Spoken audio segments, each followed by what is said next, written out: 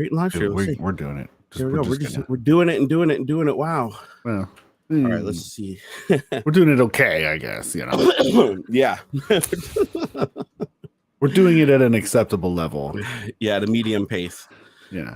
Let's see. Okay, I think we are live. It says we're live. And we are live. We are live. Welcome to TikTok. I was the like most organized on-time show on the internet. Man, the Stone Mountain 64. Oh, wait, you old school videos. Oh, I mean, well, I don't know how much he's changed over the years, but man, some of that old stuff was hilarious. Like he'd just drop into these like modern warfare lobbies or whatever, and he still does.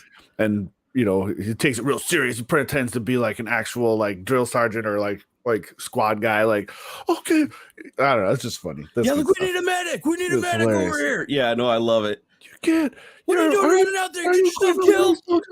Come on. Yeah, that's funny. No, that was good. He also does my basement. Let's go. No, I think he still does those videos.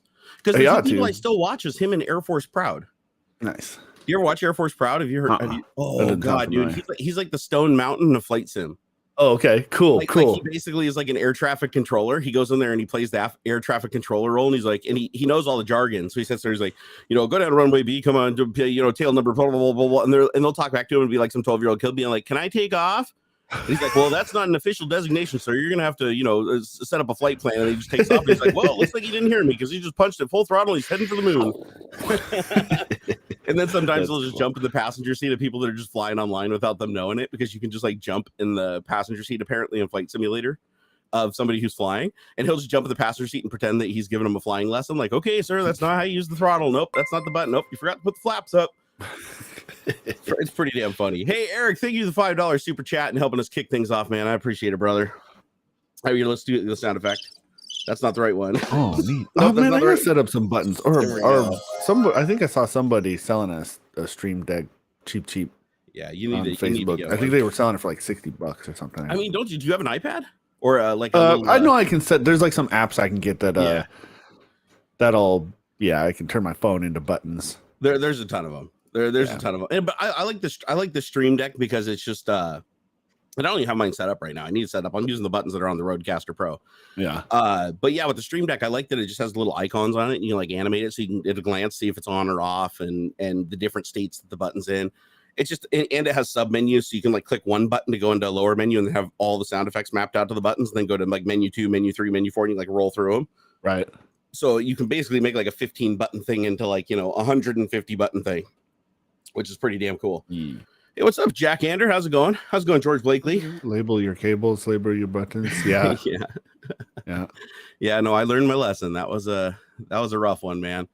That is definitely one of the most embarrassing things I think I've ever done. And computing was getting that far. Like the thing that really pissed me off too is I picked up the cable and made sure it was plugged in so many times, and I never thought to climb back there and see if there was a duplicate cable. Like because what happened is when I unplugged the cable to install the new graphics card, I dropped the cable behind the desk. I reached down to grab the cable and I grabbed the wrong one. But it was they're the same end, same brand of cable, everything. So I was like, that was I had to eat a little humble pie on that one. That will go down in the history books as 15-year senior software developer at Microsoft can't plug a goddamn monitor in. But I figured it out. Let's see what do we got going over here in chat. Just so you guys know, David Hewlett is joining us today. He's just got to feed the kiddo first, and he said he'd pop in here in a little while. We're just getting a little bit of a late start, so I'm just tweeting everything out right now. And so here, where's the link to this damn thing? Let's see. I unfortunately haven't been in the best of health lately, so I'm sorry if it seemed a little out of it, guys. But we will get through this, and we will prosper.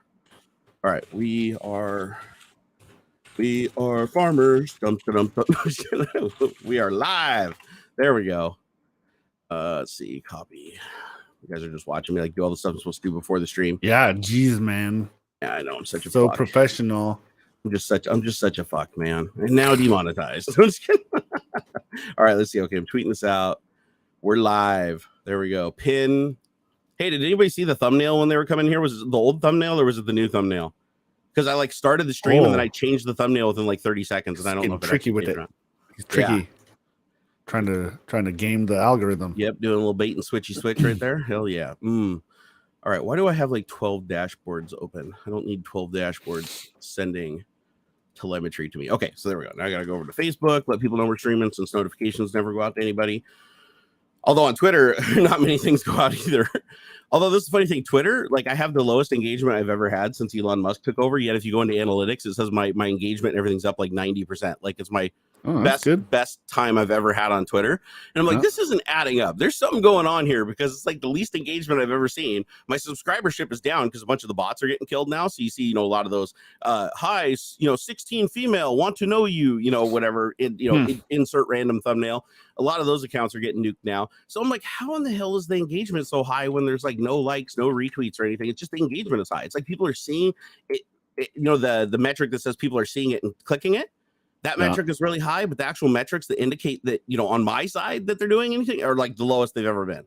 So it just doesn't add up. So I have a feeling, I have a sneaking suspicion that little Elon might be cooking the books there a little bit, trying to make it look like things are a little better than they're going right now.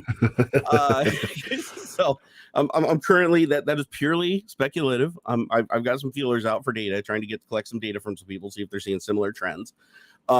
But I just thought that was odd because he was like tweeting out like, oh man, we're the most active Twitter has ever been. Oh, we hit another record for the most users Twitter has ever had. We've hit another record for this. And I'm like, okay, this is kind of weird. You're hitting all these records when like everybody's like fleeing the ship and the thing's burning down. And it's like, oh dude, I don't get it. I don't get it. So I'm gonna see if the books, there's nothing I can do about it. I mean, the books are cooked. It's like, it's his platform. He can do whatever the hell he wants with it. And I'll even fight for his right to. I mean, at the end of the day, it's his platform, and I can leave if I want to. So I'm not going to sit here and tell him how to run his job. Well, no, I will sit here and tell him how to run his shit until he kicks me off the platform. Sorry, I worded that wrong. No, I mean, I'm going to fight because I love Twitter. I do. I absolutely, out of all the social networks, I like Twitter. I know you do too. Sure, I mean, it's good. Twitter is probably the best format as it stands. Still today, I'll say today. I mean, it's a little jumbled up, but it's not bad. I like the format. I like the layout. I like the chronology of things when it's working. I like that it's like Reddit, but with an actual limit, so every post isn't like 16 pages. Although that's going away. I don't know if you heard that, but one of the features coming is long tweets. So now you're just gonna have fucking pages and pages of Reddit posts in the tweets. Hopefully it truncates. As long as it truncates them down, like where you have to expand. Yeah, you'd have to expand on it for sure. Yeah. Yeah. Well, unless you pay $8, then it'll be force expanded. But hey, whatever. Yeah. He's not getting my $8 though. I'll tell you that right now. He is not getting my $8. I will be a pleb long forgotten on that platform before I give that guy $8. Hold on. We got Jasmine Sanchez. You are texting in this chat messages that are meant for other people. I'm telling you right now. Check your shit. You're typing in the wrong window, or you're like dual posting or something, because like you're saying stuff that is not. Oh wow, yeah, he is. He just keeps saying the same thing. It's like out of context. It's weird. Chris, there's like no, messages. Chris, no. Before it's like it says like girlfriend Jasmine, Chris, love you, miss you, love me. I mean, unless you're not really there, because like even before it says right now, do me a while back, but you can have to go get your stuff done before you leave. So dude, I think it's one of those freaking porn bots. So like they're using a new tactic about maybe now. This close to timing you out. Yeah, they're probably using one of those new tech. Oh yeah, right there. See. Yeah, see, Chris Jasmine, love you, miss you. Yeah, just boot them. They're a bot. Okay, we're sorry, bud. You're out. Bong. Boop, boop, boop, boop, boop. Gone. GPT-4. Well, the thing is like it's always been an arms race with the bots, right? From day one, it's always been an arms race. It's like whenever they figure out how to ban them, or they'll create CAPTCHA and CAPTCHA gets like busted, and they create a new CAPTCHA. Yeah. And it's like it's to the point now where once you involve machine learning in neural networks, it's like the bot is as capable as the human being, if not more capable. Oh man! So it's like, how do you create a CAPTCHA that stops something that can emulate a human? Yeah, like that's going to be the real tricky thing. Is we're eventually going to get to a point where it's like right now we can kind of control it, but when videos look flawless, fake videos look flawless, fake audio looks flawless, and you have the ability to just type in words and phrases and have like really believable imagery created that a high majority of humans will believe, it's like game over. At that point, it's like none of us will be able to communicate with each other fast enough to supersede that.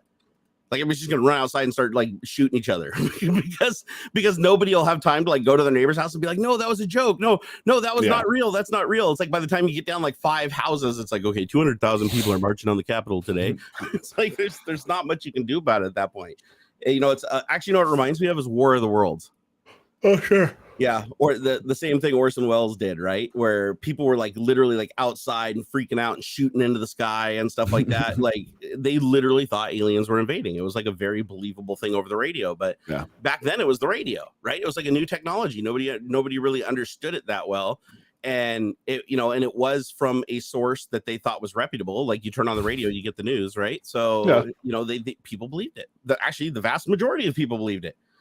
And it's like, I think that we're seeing that happen again over and over and over again with the internet, you know, where it's like handles. What's that?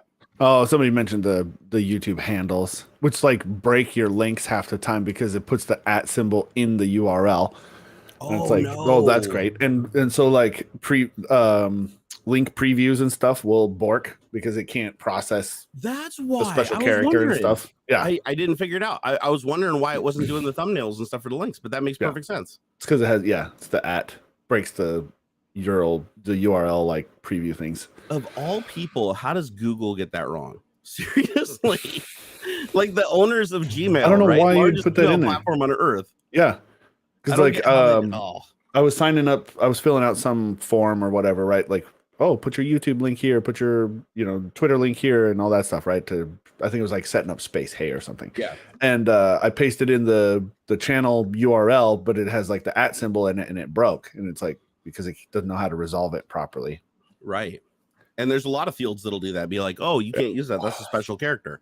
You know, it's like if the URL started using greater than and less than in the same URL, you know, it's like, oh, you're trying to use code injection. You can't do that. Now, the thing is, though, is that I know that they didn't do that on purpose. Like, there's no way they would have done that on purpose. Because no, I'm just not thinking ahead. And people catching up too. Like, okay, you're gonna have to sanitize your entries and stuff or whatever. Like, look for that stuff now. I feel like we were just recently talking about sanitization of code. Yeah, probably. I thought we were talking about that last time we streamed. I'm just trying to think of like what it was in reference to, like what thing was the problem. Oh, I can't remember. My brain is still melty melt. I only slept 4 hours. Yeah. I'm on a weird sleep schedule, man. Like I skipped an entire day, a second time now in a month where I didn't sleep. I stayed up through 2 days, like almost like 40 some hours, and then went to sleep, slept for like 12 hours, caught back up. And it's the weirdest sensation ever. It's like, but now that I've done it twice, it like keeps getting easier, which is freaking me out a little bit because it's like, it's bizarre when you stay up for like, you know, 20, 24 hours and you're like, you're not even tired. And then you're like, okay, this is weird. And then when you start getting tired, it's like the middle of the day and the sun is out and you got the window open and you're like, okay, well, I can't get to sleep now because my body is like, or was it circadian rhythm or whatever is like, oh, you're supposed to be awake right now. Right. So then you just skip the day. And then when it gets dark outside, your body just falls over and goes, you know. Daily Potato Joke Guy said, whoa, Jerry. Hold on. Whoa me indeed. Yeah. Whoa. Oh man, what's going on? All right, let's see. Did I post the damn thing over on Facebook? I think you better. I think I did. Here, can I pin it? You know what? Facebook sucks. I hate Facebook, and I don't know why it's still the most popular social media. The only thing I think it was because everybody's there. Like early on, everybody went there, and everybody's just too lazy to go somewhere else because they can't take it. It's really hard to get people to adopt a new platform. I mean, they're not doing all that well either. No, they're not. Well, but a lot of that has to do with Meta. That's not the social media side of things. That's just their shitty. Like Zuckerberg thought, and honestly, I get where he was coming from, but his execution is like just garbage. And the whole idea of creating like the metaverse from Ready Player One, basically, where it's the Oasis is what he's trying to create. Kind of was shooting for. Yeah, and he fell so short. And the thing, I thought I was naive in thinking this, but I thought the demos that they showed on their demo day and stuff was like live shit from their platform. It wasn't. No way! Come on, dude. Come on. You've seen enough E3s. You've seen enough CES and PAX. You should have never believed that was actual anything. I guess the only reason I believed it was because I've seen Unreal 5, and I was like, okay, maybe, just maybe this is possible. But I mean, no, it possible, dude. It looks worse than no. It looks worse than VR chat. It looks straight up worse than VR chat. And that's saying something. Yeah, you'll have better people making a better product, and they're gonna buy them out, and then it'll fall apart from there. Yeah, I just don't get his thinking behind let's create a $1,500 VR headset that only lasts for an hour and a half on the battery. Like less than half the time of the original headset. So you have to basically keep it plugged in. You have to have a cable connected to it, otherwise you're not going to get enough power. It's heavier than the old headset. Now, granted, it does have better resolution. It's got some video camera pass-through stuff because they wanted to do some like augmented reality things.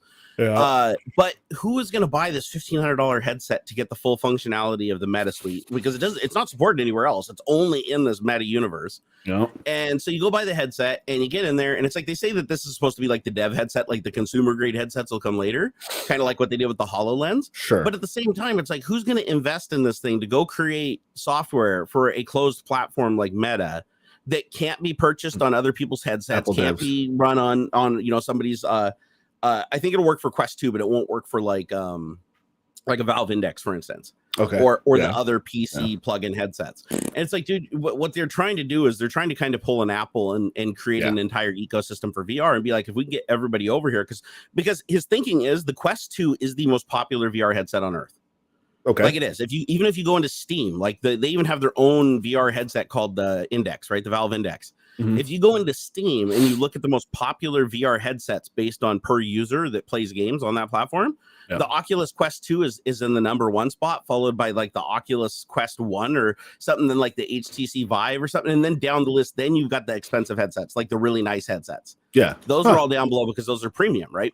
Most people don't have those, but the Quest 2 is the cheapest headset with the most specs out of all of them. Like the performance per buck and the fact that it's wireless and you can use Wi-Fi 6 or even Wi-Fi 5 to play wirelessly over it. Like you can literally play any of your Steam library VR games over your network completely wireless and have like 3 hours of play. Nice. On a battery. So it's like it's a really, really, really good headset. It's my preferred headset. As a matter of fact, I play more on the Quest than my other headsets that I have. And I have better headsets. Like the Index has a way better field of view, higher frames per second, and better controllers. But the Quest is just so convenient that you just slip it on and you just go, right? There's no complexity to the setup at all. You're not locked to one room in your house that you can play in. It's convenient. I can sit there and lay in bed and just play like VR fishing games, like sitting back on my bed. Cool. And so it's really popular. And I think Facebook looked at that and they're like, oh, well, since we're so far ahead in the VR space, if we create something that locks them down to our ecosystem, then everybody will be forced to create for our ecosystem. And no, the reason that their Quest 2 was so popular was because people were using it to play other platform stuff. Yeah. Thank you, sweetheart. I appreciate it. Sorry, so we love the Quest. Oh, no, don't even mind. Hey, thank you. Hey, look who showed up. Yeah. Yeah, You're like, a little yeah, you got a little tilt there. I kind of like it though. It's got that kind of, I look like I should be like. Is that your gangsta lean? I think it's just. I think I must have just hit my camera. Hey. There, that's a little better. Is that better? No, maybe my floor is just. This could be my floor. Who knows? Hey, let me know if my camera starts drooping too far. I saw the episode of Cabinet of Curiosities, man. That was freaking rad. Super cool. You watched the rats. It was great. Thank you so much. Yeah. And I cheated a little and I looked, but there seemed to be I thought there was like a common thread going through all of the episodes. Like there was like the creepy not spoilers or whatever, but there's like the creepy thing under the ground, right? And you take the whatever. And I thought, man, is there supposed to be like a common I think Guillermo's thread the only through them thread. All? Yeah, I looked and apparently they're all separate. It's an anthology, a proper the sense I get is that the only thing that ties it together is the fabulous Guillermo del Toro. Yeah, but man, so overall great. I haven't watched everything yet, but I was like, I know that guy. I watched the episode. It was great. It's really watching cool. Rats scurrying around on my face. Yeah. Wait, which episode is this? A C episode? Number 2, the second episode of Guillermo del Toro's Cabinet of Curiosities. On Netflix. Yeah. It's really cool. It's some fun horror. Where can I watch it? Netflix. On Netflix. Yeah. Oh, really? Yeah. It reminds me of it's like a little bit Tales from the Crypt and a little bit like Scary Stories to Tell in the Dark kind of thing. And like Stephen King Night Shift, like it's got great, like there's that great. What about like Creep Show? Is it like a little? It's like these anthology. It's these different directors. It's like Guillermo's love letter to horror, basically. Yeah, and he's such a he's such a beautiful wizard of a human being that he got a bunch of directors to do it for him, which is just amazing. I have to say it's not super scary either. Or at least the first couple episodes I watched, they're not gory. Like, oh god, there's gore. There's definitely some gore, little, but the jump scares not so much. Yeah, more suspenseful and stuff. A little more creepy than like horror in my mind. Like Misery. Just misery. A little more psychological, I think. Yeah. One of my favorite ones is The Outside, the one about the woman with the skin cream. That's that was weird. How many episodes are there? It's like 8 episodes, 8 or 10. Is it 8? It's like new or like old. It came out around Halloween. Yeah. Wow, so really new. Okay. Yeah. Oh, I gotta go see this. I didn't know about this. It's kind of fun. Yeah. I mean, definitely, I found there are ones I loved. There are ones I did not love. Yeah. But my 3 favorites, I think. Well, I'm obviously biased, but I just think Guillermo. I think Vincenzo's a freaking genius because he's got the Peripheral going as well, right? That's his show. Oh, on Amazon. Well. Yeah, I gotta check that out. That looks really neat. It's pretty neat. I'm kind of interested, but it's one I want to like pay attention to. I can't just have it on the side. Well, I love shit like Black Mirror. Like do Black you? Mirror. Oh yeah. Oh, then I think you'll like Peripheral then. Peripheral's yeah, no, fun. I'm definitely gonna go and look into that. Here, let me add that one too. So, or and Vince did the first 2 episodes, and then he did a couple more later. It's so funny because you can so tell when it's his episodes because he's just got such an eye. Like he just his personality comes through in the shows. And I love his stuff. And that's of course cool. He did it kind of reminds me of have you watched the series Love, Sex, and Robots on Netflix? Yeah. Oh, I love that show. That's super cool too. The second series was actually better than the first, and that is so rare. Rare. Part of it's just the technology is so much better now too. Right. Yeah, and one of the things that they do in there looks like photorealistic. Like honestly, is that the last one? The very last one? Oh my god. I had to convince myself it wasn't real people. I was like and the way they did the sound, the way they did I absolutely loved it. I think it's my favorite short. It's absolutely amazing. And I think the second season they did it was like 20 some episodes or something. It was way bigger than the first season. I want to say the first season was only like 8 episodes. The second season took me like 3 or 4 days just like power binging it to get through it. and again, there were some things I didn't like the Santa Claus episode was a little weird. Like I wasn't really big into that, but yeah, the Santa horror almost never works for me. Yeah, I just don't have any. Like we've done the Grinch, we're there, forget it. But like the creepy shit, like where the dude gets off the train into the cornfield. You remember the guy's like, "Don't get off the train," and he's like, "Why can't I get off the train?" And then he like walks like 3 feet into the cornfield and like gets lost. Oh, and it just spirals from there. I won't ruin it, but it just kind of dig the like violent Santa stuff. Do you? There was one recently where Mel Gibson, I think it was Mel Gibson. It's called Fat Man. That one was pretty cool. They got another one coming this year with David Harbour. Oh yeah, Santa. That does look good though. But that's cool like a joke. Isn't that like a joke from a Simpsons episode or something? Like Santa's back and he's packing, or like Violent Nights. That's pretty cool. Or like Winnie the Pooh somehow entered into the public domain, so there's like a horror movie coming out from horror around that. Pooh. I think I would watch Pooh. that. That's Winnie coming the Pooh soon. will make you poo yourself. Looks creepy. It looks really creepy. Yeah, I dig that scare kind of the like shit out of you. Those little twist. Ever seen the movie Santa Sleigh? Horror movie filled. Oh in the town. Filmed in the town you used to live in. That's pretty cool. Worst movie ever. No. But sometimes bad movies are good too. I love like Baz and I watched Black Adam last night. Oh, was that decent? I haven't seen it. Any good?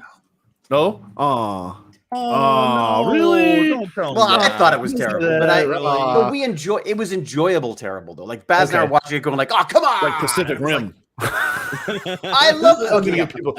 See, I love Pacific Rim. I love. It's so cheese. It's right up there with old Godzilla. It's beautiful to look at. That's what it reminded me of, though. I loved it. Reminded me of like playing in the bath. With like it's total cheese. Pilot the Jaeger, that two brains to pilot the big robot. Like, they both do the same thing. Like they need 2 brains, they both do the same exact moves. It's like, how's that supposed to work? What is that like a backup? It's just supposed to look beautiful. That's all, and it did. And the power of friendship and love is what powers the robot and gets us through it to the end. It's always in these things. It's always. If only I'd known it was just love all along. Interstellar, for God's sake, ends up with just love ghosts. Said back in time. Whatever. Hey, Daniel Frost, thank you for the $20 super chat, man. He said 3 of my favorite people on stream. How are you fine gentlemen doing? Sexes. Oh man, you're so jaded. No, of all people, I love to give myself over to a story. Okay, like I don't get real critical of like Transformers, right? Michael Bay just wants to blow stuff up with CG robots. Great. To watch it. There's a separation there, right? Where it's like popcorn movies where you're not really emotionally invested. You don't have to pay attention really. You're just there for the explosions and the one-liners. Yeah. That's fine. Totally dig it. And I love those kind of movies. But there's a point where you can't be like, where you have to make the distinction of like, this is a bad film, right? But a good like movie, right? I don't watch any action movie thinking, I hope this is a good film. You know right? What I mean? Yeah. So you ask yourself what makes it entertaining, right? Is it the giant explosions? Is it the story? Because there are movies that I watched like Memento, where there is no CGI. It is all story. Story carries the entire movie, and it's fantastic. You watch it over and over and over again. But then I see movies like you said, like Transformers, where I could watch it 20 times and still not understand what the hell's going on. It doesn't matter. Like, damn, the Autobots kick some ass. And that's basically it, right? I mean, like I gotta say, like I'm at a point now where I don't know that I'm gonna pay for another superhero movie. Like I'm so done. They broke the Hewlett. They broke the Hewlett. They broke. Well, and Disney's broken Star Wars for me because I'm like, I don't care. Did you just watch Andor? I started. I was like, I don't care. I haven't seen it. Please don't tell me it's bad. Okay, good. It's good. I think it's great. It looks beautifully done. I don't. And it's a cool. I like that it's more of a human story with of like the. It's less superhero, right? Less space wizards, and more like this is the people down on the ground, like how the rebellion is like so much building. Exposition. It's just so many people saying what they're going to do. Yeah, it's a spy thing. It's like an old school spy flick where it's a lot of Andor the planet that gets fucked up in Star Wars?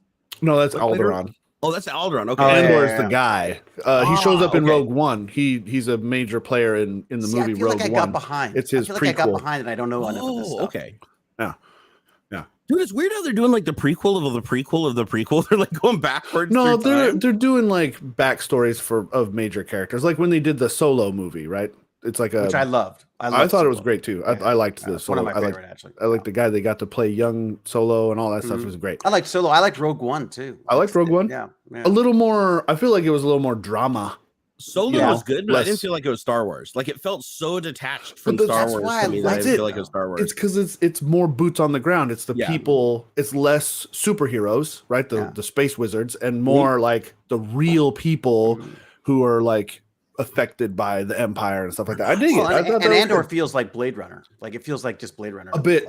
You know. Like I'm sure it's great. I honestly just don't have. I'm just like crap end though to Rogue One. They had to end it that way. They had to because it leads immediately into A New Hope. It leads directly to the next film. Like it's like A New Hope starts 20 minutes after Rogue One ends. They have to kill off all of the characters in Rogue One because otherwise A New Hope doesn't make sense. Because then where'd all those people go? Where are all the Bothans that are supposed to have died to bring this information to us? Right? Where's that? Because I don't remember seeing any Bothans in fucking Rogue One. So it ends right before Leah's like on the cruiser. Literally, the Republic cruiser is running away. And then you know who's doomed from the beginning. That's what's neat about it. Yeah. But still, that's what's cool about prequels, right? Is you know where they're going, but you want to see how they got there. Yeah, that's it. That's why Andor was cool, is because it's like, I mean, it's a little weird because Andor himself he's a main-ish character in Rogue One, so it's a little strange to put so much effort into his backstory, but okay, because you know he's going to die in the end. So, like, how much can you really fit into that? Yeah. Sorry, spoilers for a 6-year-old movie. It's kind of my mood. There are days, like, I feel like there are days that I will go, like, I'm probably going to have a day and I'll sit down and I'll watch, like, a bunch of Obi-Wan or Andor and stuff. But Obi-Wan was okay. Obi-Wan, again, lost my interest. And I think Ewan McGregor's freaking great, you know, and the effects are perfect and all the droid. I feel like I can see them merchandising everything every step of the way. I feel like I definitely get that vibe. Boba Fett, I can see that. The Book of Boba Fett stuff. Yeah, that's what the hell was that about? It reminded me of and I felt this way too about the Mandalorian. It's more like a Western.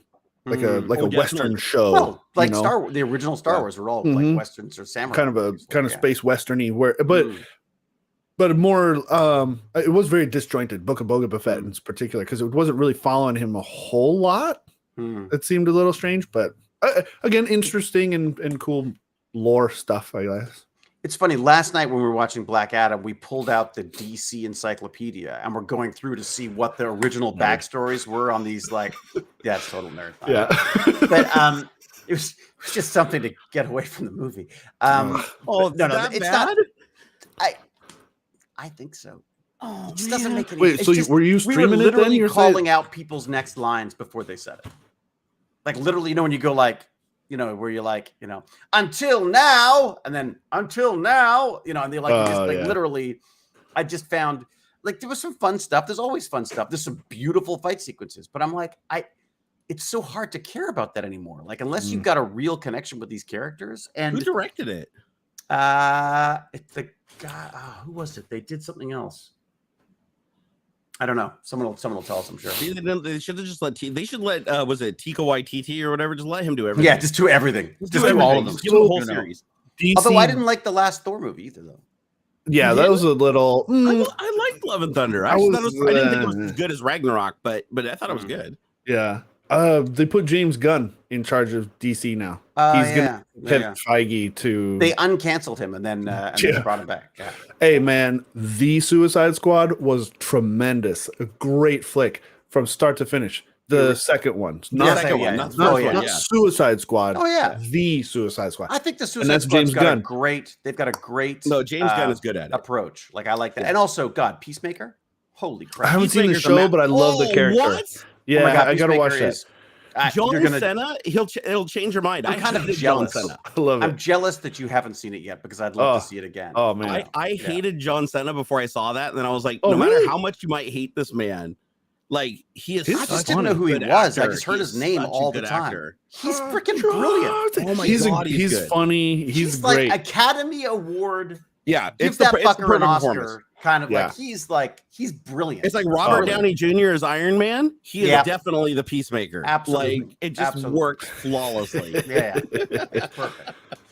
Just imagine if like imagine a guy with like super strength and like you know and massive skills, but dumb as a rock. Like so dumb. and like right wing, like not even right wing, like whatever it's called, crazy right wing. Like Trump wouldn't even let this guy in his house. Yeah. Far over. Like he just like stuff comes out of his mouth and then he goes, oh. Yeah. It's just great. It's just he'll just run around and he'll just say something racist. And he's like, what? I don't get it. Because he's not. The weird thing is his dad's like a Nazi. His dad is not literally a Nazi. His dad is literally the Nazi like commander. And like him and his dad have like a fractured relationship, but he doesn't want to accept it. So he just kind of works around it. It's wild. And that opening number, I could watch that freaking dance number I won't skip the title. I can't believe you haven't seen it, dude. It is so good. Yeah, you've got to promise to just abandon everything else in your life and sit down and watch that. All right. So the next week we could just watch it for the bird alone. The eagle. Oh my God. Eagly. He names him Eagly. How much of that is in the comic book? I want to know. Dude, I honestly didn't even know who the Peacemaker character was before I watched this, so I had no idea what I was in for.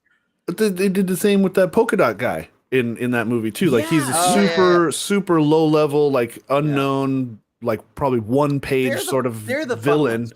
And then they really built that out into like a fully fleshed character, and like you care about that guy and stuff. And like that was part of the problem with Black Adam as well. Was I was like, first off, if you have to say Shazam, it's just the stupidest thing on the freaking planet. Like, I'm sorry, Shazam.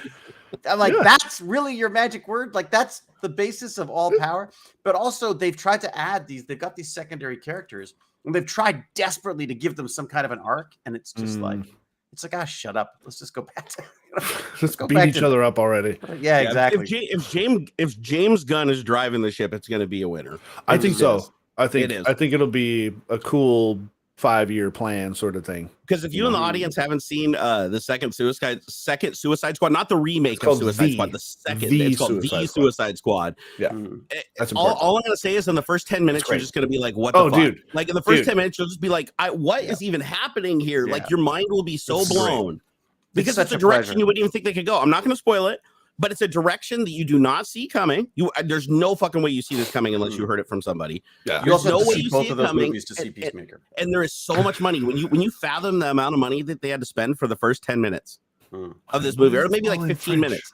If you just the acting talent and everything and where it goes, like I can't even believe it. Like he had to have gotten like half of those guys to just do that on like scale because it's got like every single freaking character from like every DC universe, like all through all the bad guys, right? All the what do they call them? Like the Deadpool like guys, right? Yeah, anti-heroes and the anti-heroes, exactly.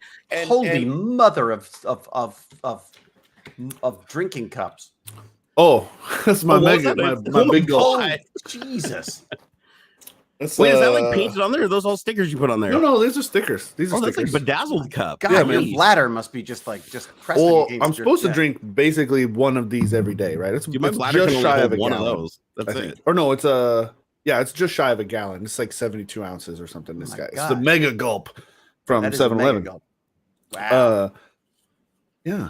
Yeah, Aux will be putting that thing down when he reaches the have to push to pee stage of life. The question is, you get there, that's when you put away the big jug. The question is, how much of that plastic is getting sucked back into your system as you do that? I don't know, more or less than drinking out the tap. Really? I'm probably full of microplastics, man. We are. That's the problem. I've made the mistake of reading. I know, like I'm never. Yeah, if you live in a house, by the way, if you live in a house that was built like 20 years ago. Look at your piping and your house, because we found places in our house early on where they were not using the proper PVC. There's two types of PVC. There's this like yellowish PVC that's like for water, that's like rated for like potable water, and then there's the PVC that just leaches shit all over the place that you're not supposed to use for anything that's human drinking water. PETG or something. Yeah, it's like they're two different types of like plastic, and there was places where they just ran out of the right plastic, and they're just like, oh well, we got the other shit, and they just stuck it in there. Was super red. So I was snooping on them while they were building the house, and this is brilliant. And I'm sure this has been a thing for 10 years or more. Yeah, CPVC, that's it. The hot and the cold, like running tubes in the wall are red and blue. I love it. Yeah. And they're like these thin little what are they called? Tube things. It's it's like, isn't it PEX? I think so, something like that. I'm like, that's amazing. Nobody's ever going to see that unless I'm cutting in there, I guess. But like, that's great. You don't have these hard tubes anymore. Yeah. It's just this flexible stuff all the way to the end. And you're drilling into a wall, they'll move out of the way. As opposed my house was built before any of that, so I still have the rigid pipe going all the way down to the fixture. So smart. And then you can do your own plumbing with that stuff. Yeah, it's like you literally can plumb your own. I don't. So great, but you could. Yeah, no, that's the hardest part about plumbing is getting everything at right angles, because like you'll always get the pipes just off a little bit, and then they'll just be under tension. This PEX stuff is just. My problem is burning the fucking house down, because every time I use the blowtorch on the freaking solder, you got copper and stuff. Yeah. That's a pain. Oh, your house still has copper pipe? There's some. I have some. Yeah. Okay. And then you gotta get the little flangey things to like mate it with the PVC that comes down off the. I just rip it out. Tools for doing it. I have the tools for doing it, but not for house plumbing. It was for like when I was trying to do liquid cooling stuff way back when. I tried to do my own hard loop with copper, and so many people advised me on how bad of an idea that was after I'd already started. They're like, the corrosion that'll happen inside of that. Do it more. It's like, don't do it. It'll literally like rust up all the because I guess if you put two different types of metal together in the same system, the way the ions flow between them or something, will cause corrosion. Generally, aluminum and copper will have an electrolytic. And that was what is because all the water blocks and stuff, they're either aluminum or copper. And if you don't match them to your piping, if you don't match them to the piping, then you'll have all kinds of problems, and you won't see it. It'll all happen from the inside. The pipes will just get eaten away and clog everything up. Yep. Expansion PEX is the only good PEX. Galvanic reaction. PEX. That's the word, galvanic. Galvanic reaction. Oh my God! Don't start my friend on that. Every time we walk past these stairs, he goes, "Oh, I discovered why those stairs are rusting and they're new." I'm like, "Oh God, here we go again." And it's galvanic reaction. Galvanic reaction, because it's acid rain. That's what old people do. Is they walk as they do their walks. Don't feel bad, Unity Tech. Then you're lucky to get a notification at all for this stream anymore. Yeah. I didn't get any of your I didn't get any of your tweets, by the way. Yeah, the internet. You won't either. I've already talked to tons of people. There's people that message me every single day and say that they go right to my page, my main page, and it says tweet unavailable. So the only people so far that can see my tweets are people that interact with me regularly every day and follow me. But I didn't see any of AuxxZ's tweets. Dude, Aux, weren't you tweeting direct messages? Yeah, a little here and there. I was doing some reactions and stuff, and then I was telling Jerry that it worked the whole time. Yeah. Let me see here. I got that, but I didn't get your. You said you'd thrown in some ideas for show. No, I didn't put any links this time. Then that's why I didn't get them. Okay. Well, because I didn't send them. Yeah, I blame Twitter. Me too. Yeah, I thought the chat was broken because I was like messaging for 20 No, minutes. just the problem. I had to feed the dogs and stuff. I was kind of ignoring. I had my phone in the office. So the problem with Twitter I SMS'd you too. I was like, hey, I think it's broken over on Twitter, and so I started finding a different way for us to communicate, and then I didn't create the stream. That's and then by the time I got your text message, I'd already said like, hey, no, I'm here. I'm like, we're good to go because apparently your texts have to come through carrier pigeon or something. Dude, it's so stupid, man. SMS is the worst. And it's used by banks all the time as your second factor authentication. Yeah, no, and I've had to wait a long time to get one of those messages where it's timed out when I get it. Yeah. Well, like I've done that before. It's like, we sent you the SMS message. And you're like, oh, okay, I'm waiting for it. And then by the time it shows up, you put it in like 10 minutes later. And it's like, sorry, it's expired. You need to go get another code. This is my favorite thing. Oh, I want one of those. Yeah, I want one of those. I love it. Oh, I love it. Yeah, man, I want one of those. When they let you use it, it's great. But it's just, I mean, whatever. I'm almost tempted to say that what's the point? Because I feel like there's so many points of entry now that it's like, and if you have kids, then forget it. Like that's a whole other thing. Oh yeah. So what happens if your YubiKey gets broken? It's only $500. Click. Yeah, right. So this one I don't know is what happens if your YubiKey gets broken or stolen? Like physically broken? Yeah. You're fucked. Seriously, see, that's what I couldn't handle. Like having a physical key somewhere that's like a number that's locked down in the safe that I can recover. Like even if the house burned down, the fire safe would still have it in there. Being able to break that out and get my keys back, but a physical key that would just like melt or break or even just have an electronics function, I could not hinge all my security on that. That would drive me nuts.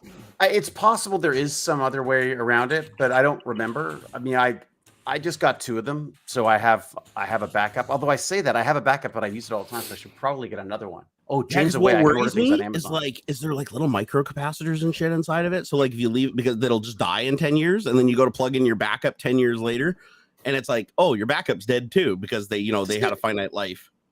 But it doesn't. I thought doesn't it just generate a code, an agreed upon code? Well, yeah, but it's got to power a circuit, and to power a circuit, it's got to have some kind of circuit in there with capacitors. And you just plug it in.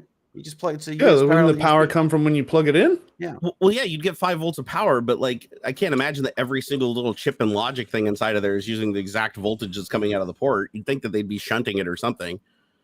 I don't know. What does a YubiKey circuit look like? Let me look it up here. This has this also I think has one of them Wi-Fi dolphin things, man. I want fucking 0 point things or whatever. The flipper or whatever it's called. Yeah, that's it. The flipper zero. Man, that thing seems cool as fuck. I don't know what it does, but I want it. Does all kinds of stuff. Yeah. I want to get into NFC tags and things like around the house and whatnot to like remind me of things and what. That sort of stuff. You listening to that Darknet Diaries? A little. I know I've listened to a couple. That's just like you would revel in that stuff. Then they're expensive. No, I mean the flipper. Not expensive. It's expensive, but like it's expensive now because people are reselling. $200, I think. Yeah. So like 169. So what's it based on though? Is it like could you build it yourself? Probably if you were that fancy. I don't know. Well, I think the plans are got all kinds of stuff in it. The board itself, I think, is pretty custom because it's got all kinds of readers and transmitters and stuff. There's an IR blaster. There's like if I remember right, I thought it was all off the shelf components. I thought you could build your own. It's fully open. It says it's fully open source and customizable, so you could potentially build it yourself. But I mean, it's really compact though. The Flipper Zero, they really got it compact. It's like fits in your pocket. It can do Wi-Fi, Bluetooth, RFID. Looks like a Nintendo device. AM sideband. You can even use it for like broadcasting sound and stuff over. I've watched guys take like hotel key cards. You can record the NFC number off of your hotel card, and then like program it into your phone, and then so you can hold your phone up against the hotel lock, and it'll open through a wallet an inch away. So if somebody had their wallet in their back pocket and you just like swung your arm over, like, pretty close to their back pocket. It'd take a minute though. In theory, it's not wicked fast, but like, if you were close enough, like say you're bumping up against somebody on the bus or something. Yeah. Yeah. And it'll clone it immediately. It's not like it just dumps it. Then you have to go figure out other tools to do it. It does it all right there. It'll clone it and play it back perfectly. And it can broadcast back your, near field communication stuff. Like if you wanted to reprogram your Google Pay or Apple Pay stuff to I don't know, a coin you want to keep in your pocket, that kind of stuff. Did you see the one where the dude watched a lot of TikToks about it? Did you see the one where the guy's driving down the lane of Teslas? He's at a store and there's a bunch of Teslas pulled up to the the powered parking spots, and there's like 20 of them at this mall, doors. And he just drives by and he's just pushing the button. It's open up all the charge doors on all of them. He's driving by. It's like a wave. You just see boop boop boop. And he's like 30-40 feet away from him. It's doing it. Apparently you can't build it. Oh, you can't. No, apparently it is mostly open, but you absolutely can't recreate. This is according to Reddit, anyways. I mean, so they must have custom PCBs then to do it. Which makes sense. That thing is tiny. Yeah, I'm looking. They put a lot of work into making that thing work. So I found the circuit for the YubiKey, and there are no capacitors. It's all just resistors. Yeah. And resistors usually don't go bad. So, I mean, there's a quartz resonator. I'm guessing that probably doesn't go bad either, because that's just a quartz crystal, right? That they're using for the timer. Right? Yeah. It's just 2 chips, and actually, it might even be redundant because why does it got 2 chips inside of it? So the NXP MCU USB. There may be a Wi-Fi controller and a USB controller. That's what it is. So one is the USB controller to make the connection to the bus, and the other one is the authentication controller, and that's the one that uses the timing to give you back the key. I don't know if you have to have. Do you have to have YubiKey? Is that? I guess. I mean, can you buy the cheaper knockoffs? I've always gone with these because I don't know how much, because I didn't exactly know how it works. No, I'd go through. I'd get the $45 one from Google or whatever. Like I wouldn't trust some.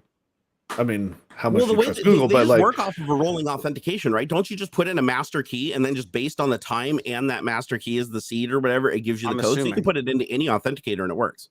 Yeah, I'm assuming. Like I have 4 authentication apps on my phone right now. Like here, if I just type off, I have Microsoft Authenticator, Google Authenticator, LastPass Authenticator, and Authy. I don't know why I have that one. Twilio Authy. I moved all of them to. I moved all of them to LastPass. Yeah, I'm going to. Well, LastPass does have my master keys though. So LastPass I put in the master keys. So if I ever have to add it back, if I lose the phone. So, but yeah, all the authenticators use them. Like I can just choose which one. I've put one into multiple before, and it works too, where I can open up 2 or 3 apps and it's got that code in it. So it's all based on that code. When you enable 2-factor authentication, it gives you that master key, the one that you're never supposed to give out. And then that's the one that you put into the program to use as the seed to like roll and give you the right number.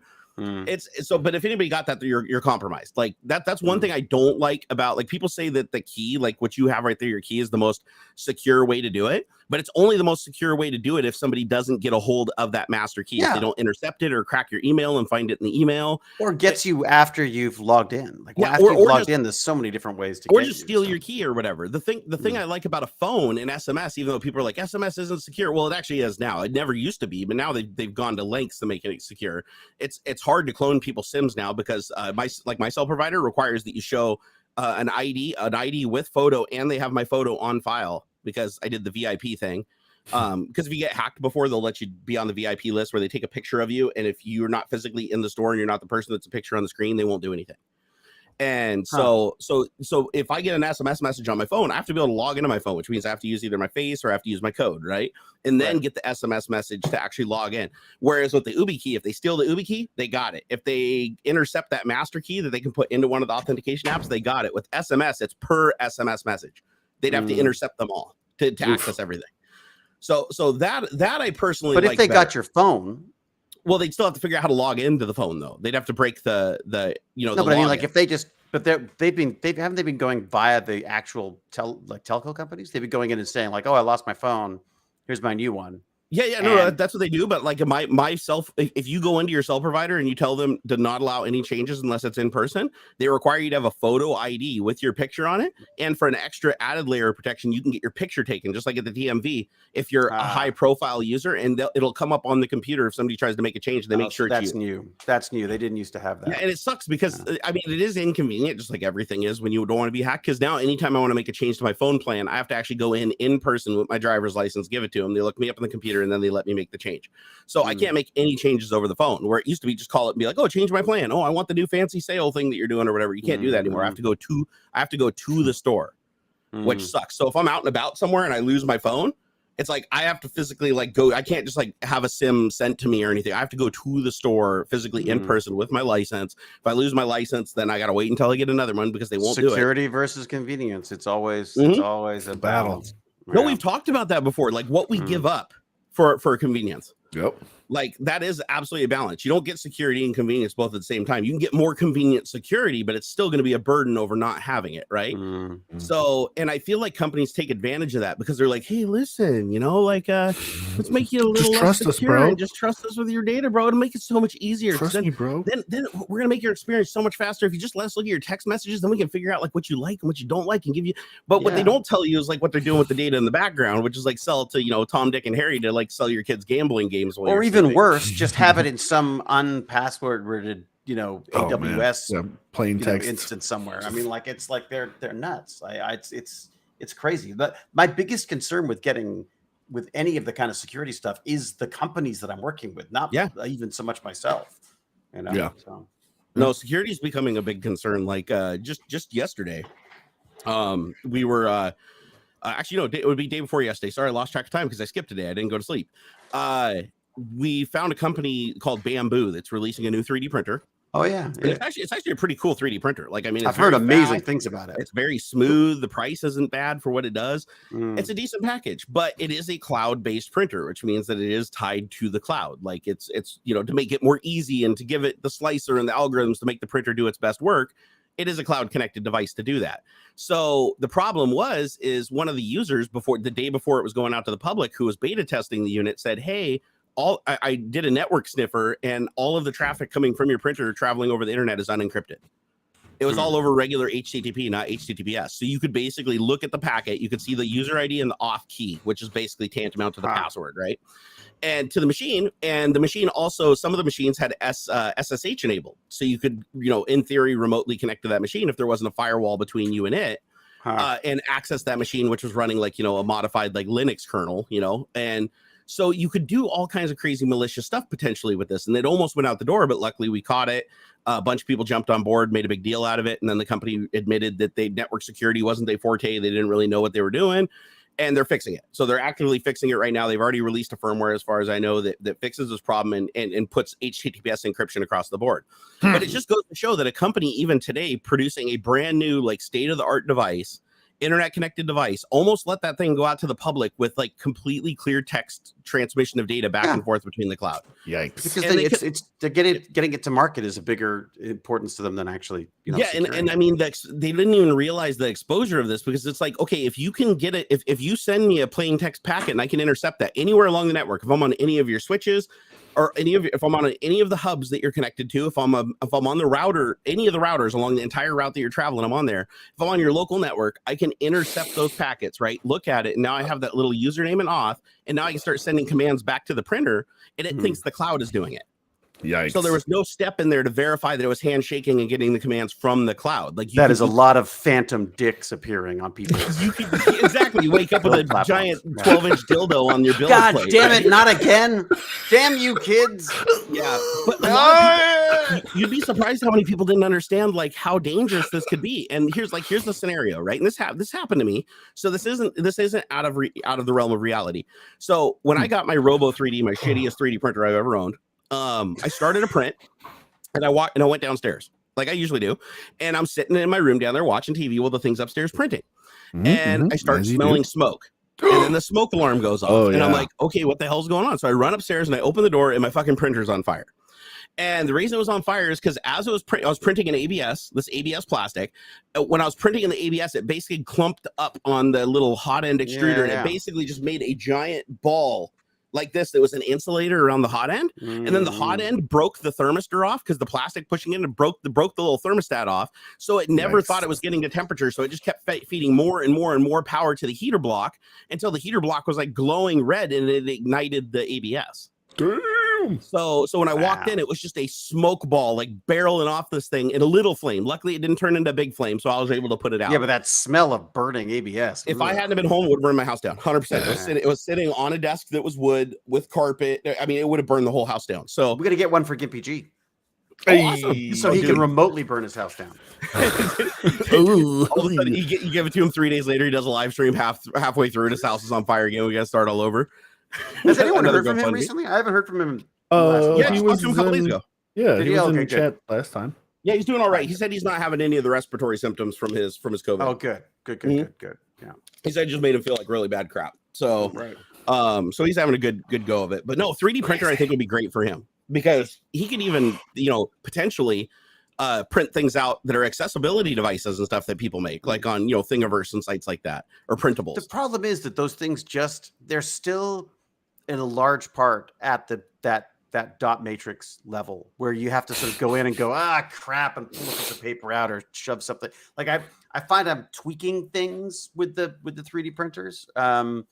Yes, I think they're getting there. I think some of the more contained and more sort of like consumer friendly ones are definitely more, more friendly that way. But I still find myself tweaking things all the time or having to go in and, coaxing a filament through or whatever. Well, which printer do you have?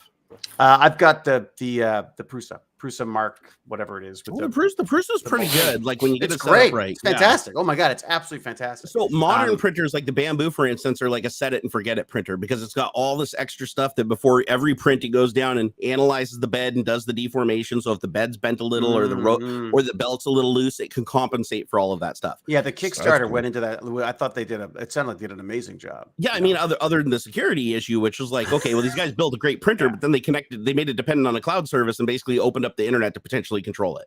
Which is the same for every single smart camera or internet device around the house too. Most of these things are they're set on default, if that. Yep. You know what I mean? Yeah, that's actually a big thing that was happening is people were setting default username and passwords and stuff. That's how they hacked. They hacked one of the casinos in Vegas using a smart lamp. They literally got in on the smart lamp was on their, or smart light was on their network, and it was completely insecure. They got into the network that way. That's how they got in. Actually, speaking of that, just from there, I just had something pop up here that we should talk about. That's right along those lines. It said, if you have this smart home hub, update it now, or hackers can take over and steal your security cam footage. This is from Eufy. So was it EU? Hold on, let me get the name here. EUFI. So if you have an EUFI smart home camera, or smart home hub, I should say. So the thing that would connect to the cameras and all the smart devices. Right now it's vulnerable. A hacker can see all of your security cam footage right now, and you can't do anything about it. They have the same problem with the Ring. Ring had that problem too. I remember they had to release the firmware twice. Didn't Wise have some big issue as well? Yep, Wise had a default password that you could just log it. You could literally log into it with like Telnet. And just enter in the default username and password for whatever distro they dropped on there, and you'd have full root access to the device remotely.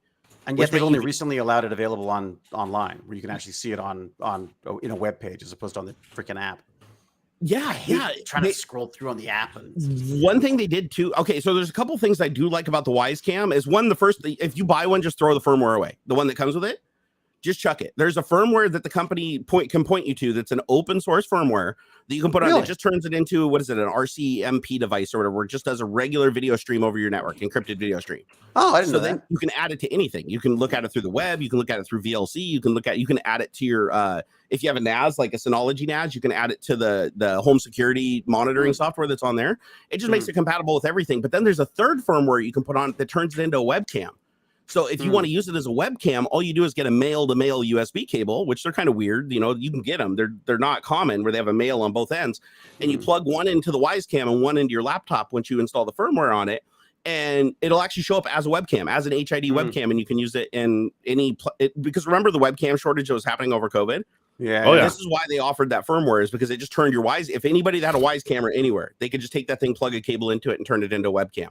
Yeah, that's smart. And so that was pretty cool. But yeah, there's a big problem right now with devices just taking liberties with security. Like this is a common thing that'll happen too, is people are like, well, I got a firewall. I don't have to worry about it. Like nobody can connect to stuff. Even if it's wide open on my LAN, nobody can connect to it. But here's the argument that I'm going to make is, are you sure? And the reason why I ask, are you sure, is because every router supports something called UPnP. Unless you disabled UPnP, that device can actually play. Isn't that universal plug and play? It is. Like and what it'll do is it allows the device to basically go, oh, so you don't know what a firewall is? Here, I'm just going to go to your router and ask it to open up a port for you. And so the device itself can open an endpoint where the router will forward those packets onto it from the internet. So your firewall is worthless now for that one device. And then if somebody can hack that device by coming in through that port, now they have full access to your LAN because now they're on the other side of the router at that point. So now they can access every other computer and thing on your network and mess with your printer. Most printers don't have security. So if somebody wanted to, they could hack into your webcam or your smart fridge or whatever, log into the Linux or SLS or whatever kernel that's running on it. And if they wanted to, they could just grab a printer off your local network and just start printing out like porn on it. You know, you might wake up in the morning with your whole ream of paper and all your toner gone on this giant like flip book of porn. I don't know what you're talking about. What a terrible mistake. I must have been hacked. But the printers, you wouldn't even need to do that, would you? Because a lot of the printers are network accessible anyways, or have their own little Wi-Fi's built in. I mean, that's the problem is they're all using these like cheap little Wi-Fi servers, basically, that have, that have probably got a million hacks. Yeah, and the funny thing is, you're right. My printer that I have right now, my old Brother, I think it's a Brother CW something. It's the color LaserJet printer, or not LaserJet. Sorry, color toner. What are they called? The ones that use toner. Looking it up right now. Is it a laser printer? Yeah. Okay, I'm thinking ink. Color okay, laser. Sorry. Color laser printer. Yeah. So it's a color laser printer, and you can actually just say, look for local default out of the box. I had to disable this on the printer. It'll just say, oh, found Brother printer. And when it's searching your wireless networks, and you can literally connect to it through Wi-Fi, and it will just automatically show up as a printer on the network because it's on its own little network. And then you can print right to it. And I was like, okay, so you could just drive up to anybody's house within like 1,000-foot range. Yeah. And set it up. And if you can connect to that Wi-Fi, you can just start printing off stuff in their house. Yeah, you can print off like a death threat. Like, I can see you right now. Come to the door and open it immediately. You could really mess with people. Exactly. It's funny. I mean, I feel like it's such an. Security was never a part of the internet. Like, it was never. No one ever. No one was concerned about this stuff. Yeah, and so we're constantly playing catch up with this stuff. It's fascinating. I mean, I keep saying this, but the Darknet diaries are just so great for that stuff. Yeah. It's just like hearing about all these crazy, like, sometimes, I mean, they're often just little stupid, simple things that people can do to convince someone to give them something that they shouldn't give them, or information. Oh yeah, social engineering is the ultimate hacking tool. Yeah. If you got the balls to do it, like if you actually have the temperament and everything to sit down and take your time, you will get through a system. It's not a matter of if, it's a matter of just when. Like because you can get there, you can get IP telephone gateways and everything. You can spoof phone numbers. You can get all the tools that you want to keep trying over and over and over again. And all you have to do is, out of that entire corporation of employees in their library, if you can just find one person, just go through it, one person that will fall for what you're doing and give you that one little piece of data you need. Or they don't have to give you all the data. You can give each one to give up a little piece of the data. Like, hey, I forgot the name of that network. Could you go ahead and give it? Hey, this is security. We want to make sure the access point's online. Could you tell us the name of the access point? Okay. Hey, this is online. Hey, could you go ahead and go to this IP on your computer and tell us what the key is there? Can you? Or the OSINT stuff, the open source intelligence stuff. We got people taking photos of themselves at work, and behind them is a freaking Post-it note with the network. That's the network number on it. I mean, like, dude, I watched a YouTube video where a guy drove up to an apartment complex. No kidding. He drove up to an apartment complex and he just took his laptop with something called Net Stumbler. And it was this tool that could show the power output of a router. And he'd walk around until he found only one router with a high signal strength, so he could be reasonably confident that that router belonged to one of the apartments that he was facing. And then he would just go knock on the doors and be like, oh, hi, I'm from such and such internet provider in the area, the common internet provider for the area. And he just went door to door and he said, hey, we need to get the key off the bottom of your modem to verify that you're all paid up on your account. And the people would be like, oh, just come on in. And they would let him walk over, even with no uniform in, just plain text, let him walk in. They flip over the modem and the key on the bottom of the modem, the little, quick access key, or the button you push on it that says, join the network quickly. They just pull out their little phone, boop, they're on the network, or grab the key, boop, they're on the network, go right back outside, and then just sit out in the parking lot and hack away. And it's like, dude, the balls it takes to do that, right? Because you come across the wrong person, they're going to call the cops. They might run out and take a picture of you or follow you or something like that. So there's risk involved. But if you have the balls to do it, it's like to break into cars. People were using the OnStar thing to break into cars because they were just calling and saying that their kids were getting locked in the car. And I even tried it and it worked for me for a real scenario. Like, my car was, my kid was locked in the car and I got them to open it up. So I know this is true. And then you yell at them for letting them out. There's a person that did it during, was it not DreamHack? What am I thinking of? The hacker convention in Las Vegas. DEF CON. So DEF CON, one of the guys was giving a talk up on the stage, and he actually called up. He asked like one of the people down there. He's like, "Okay, give me give me your license plate number." And he like right up on stage, he like calls up OnStar like on his phone and says, "Hey, I got my kid locked in the car or whatever. Hey, what's your account name or whatever? I'm sorry, I don't have that right now. Like, what do you want? My kid's locked in the car. Okay, can you give us the VIN number of the car?"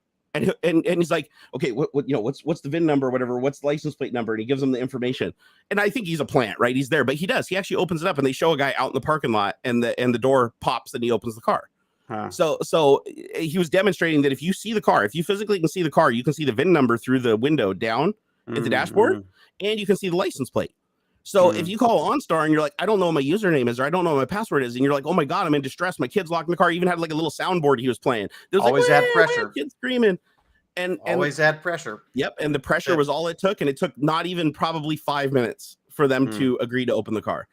And it was like on the first attempt too. So, and I was like, ooh, so I hope that they're more secure than that today, but I doubt it, because again, like, think about it. If you work at a company and who cares? You're like, fine, lose the car. Yeah, you're like, I don't care. Yeah, like, exactly. Yeah, you're like, a kid's locked in the car. Somebody's going to die. Like, I'm not going to, how would that feel on your conscience where you're like, oh, I was just following orders, and you find out a kid died because of it? Like, you wouldn't feel any better. Yeah, it's like, forget it. You know what? Lose the car. I'd rather they lost. Exactly. Whatever, you know? Exactly. So we've had a huge rash of car theft. That's actually smart, Corey, man. Corey, man, said I hide the VIN on all my cars. That is actually a really smart thing to do.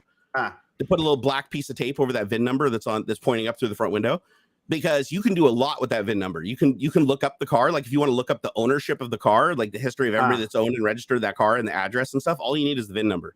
Really? You pay a service like, what's it called? Carfax.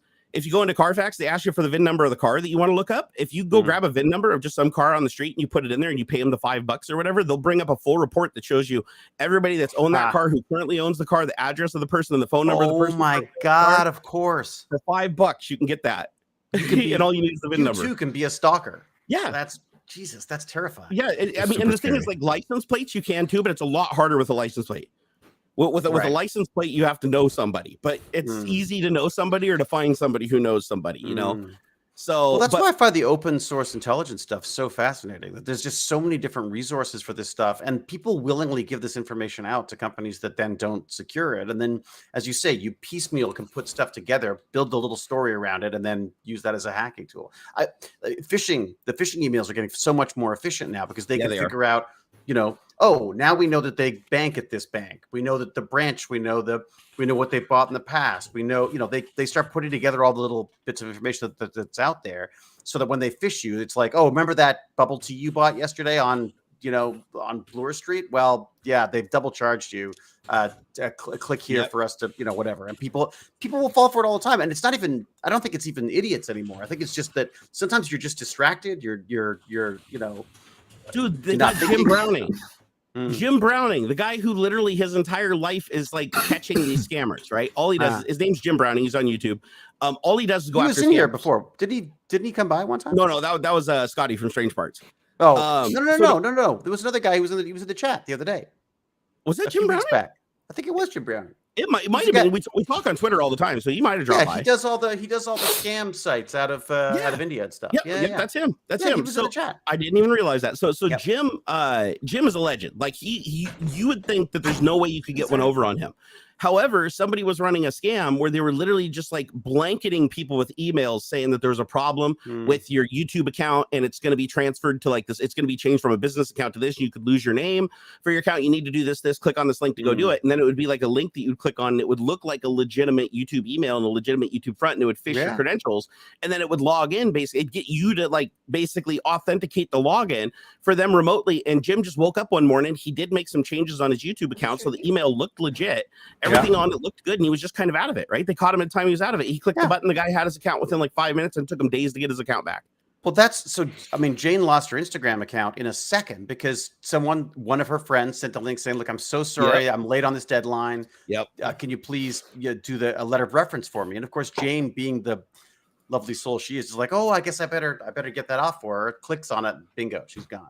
Yeah, it's fucked up, man. Like, I was like, how could you do a reply? Is there a way to could you hack it back by saying like, here's that $400 that I promised you. Just click on the link and I'll have it, and we can add it to your account. See if you can hack them back.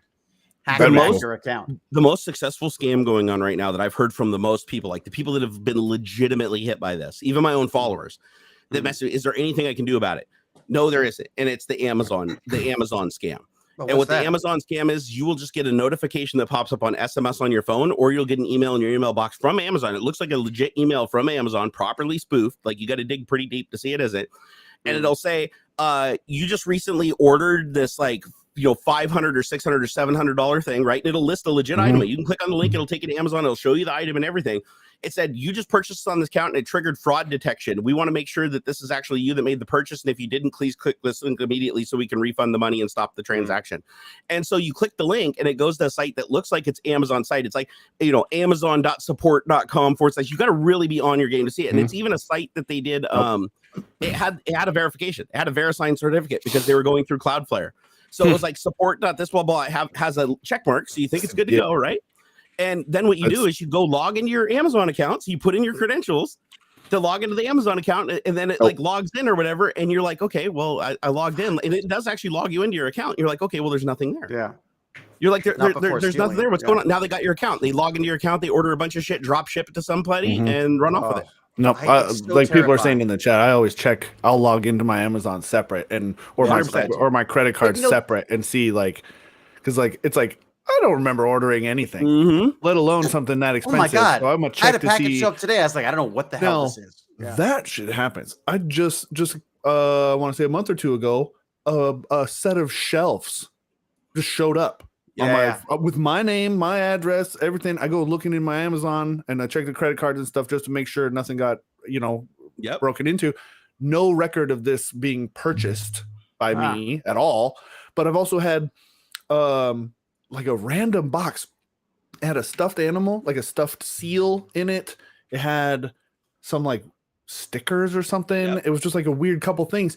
And I've heard that what'll happen is, have you seen the seed packets? Same thing. Something like for positive reviews. That's what I've seen too. Is like some people somehow they'll buy and send this stuff out to random Amazon addresses because I guess like some of that stuff is public. You can scrape for some of that stuff. No, it still works today. Same scam still works. All you do is you go to Amazon, you create a product entry. So you create you're a seller.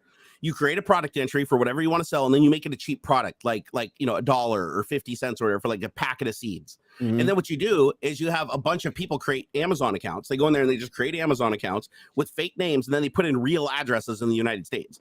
So somebody grabbed your address and your name and put it on that account. So there was like a separate account with you. And then what they do is they go in there and they buy the packet of seeds, and then they leave a 5-star review for the seeds and say, but they don't say seeds. They say, this is the most amazing workout equipment I've ever gotten. This is the most amazing computer screen I've ever used, whatever the real product's going to be. And then what they do is they bait and switch it and switch the seeds to a like $500 computer monitor that's a piece of garbage. And then the reviews will all be for, hey, this is a great monitor. This is an amazing monitor. 5 stars, 5 stars, 5 stars, when it really started off as a 50-cent seed listing. Now, Amazon, if they see these and you report them, they immediately remove them and will refund people. So they are cracking down on them. But no, that's why people were just getting like random seeds in the mail.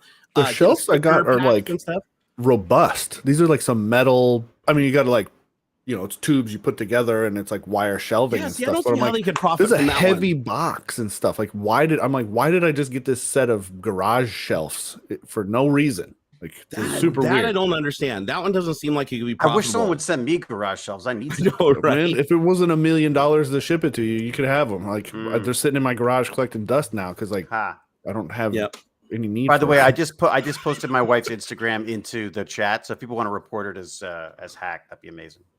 I'll definitely do it. I know some people. No, nuts. But yeah, in a nutshell, don't ever click any links, even if your best friend in the world, not even the one I just gave social media, text them on the side. Go text them on your phone and be like, "Is this you?" If they're sending you links, yeah, because they'll say shit that'll make you believe it. Like you'll just all of a sudden get a message from somebody that's your friend that you just talked to the other day, being like, oh, hey, dovetailing the conversation from yesterday, because they can see in the message cache what you last talked to the person about, and they can continue that conversation and then be like, oh, hey, can you float me $20 for gas until Wednesday? No, I'm never touching anything electronic ever again. I'm out of here. I'm done. I'm going back to, let me write you a letter. The last one that did it to me was funny. They messaged me as my dead grandma. And they're literally like, oh, hey, I'm in the hospital. right now, and I just wanted to let you know that I'm doing okay. Grandma? But I lost my purse and I lost my wallet and everything. All I got is my phone here. Hey, could you send me some money? And then so I played along with it. I was like, yeah, I'll send you some money, Grandma. Like, how much you need or whatever. And they're like, oh, I really need $500 US dollars. I'm like, why are you saying US dollars? That's a big red flag. So I need $500 US dollars, and I'm like, okay, here, I'll send it to you. I'll send it to your PayPal, Grandma. And they'd be like, no, my PayPal doesn't work here.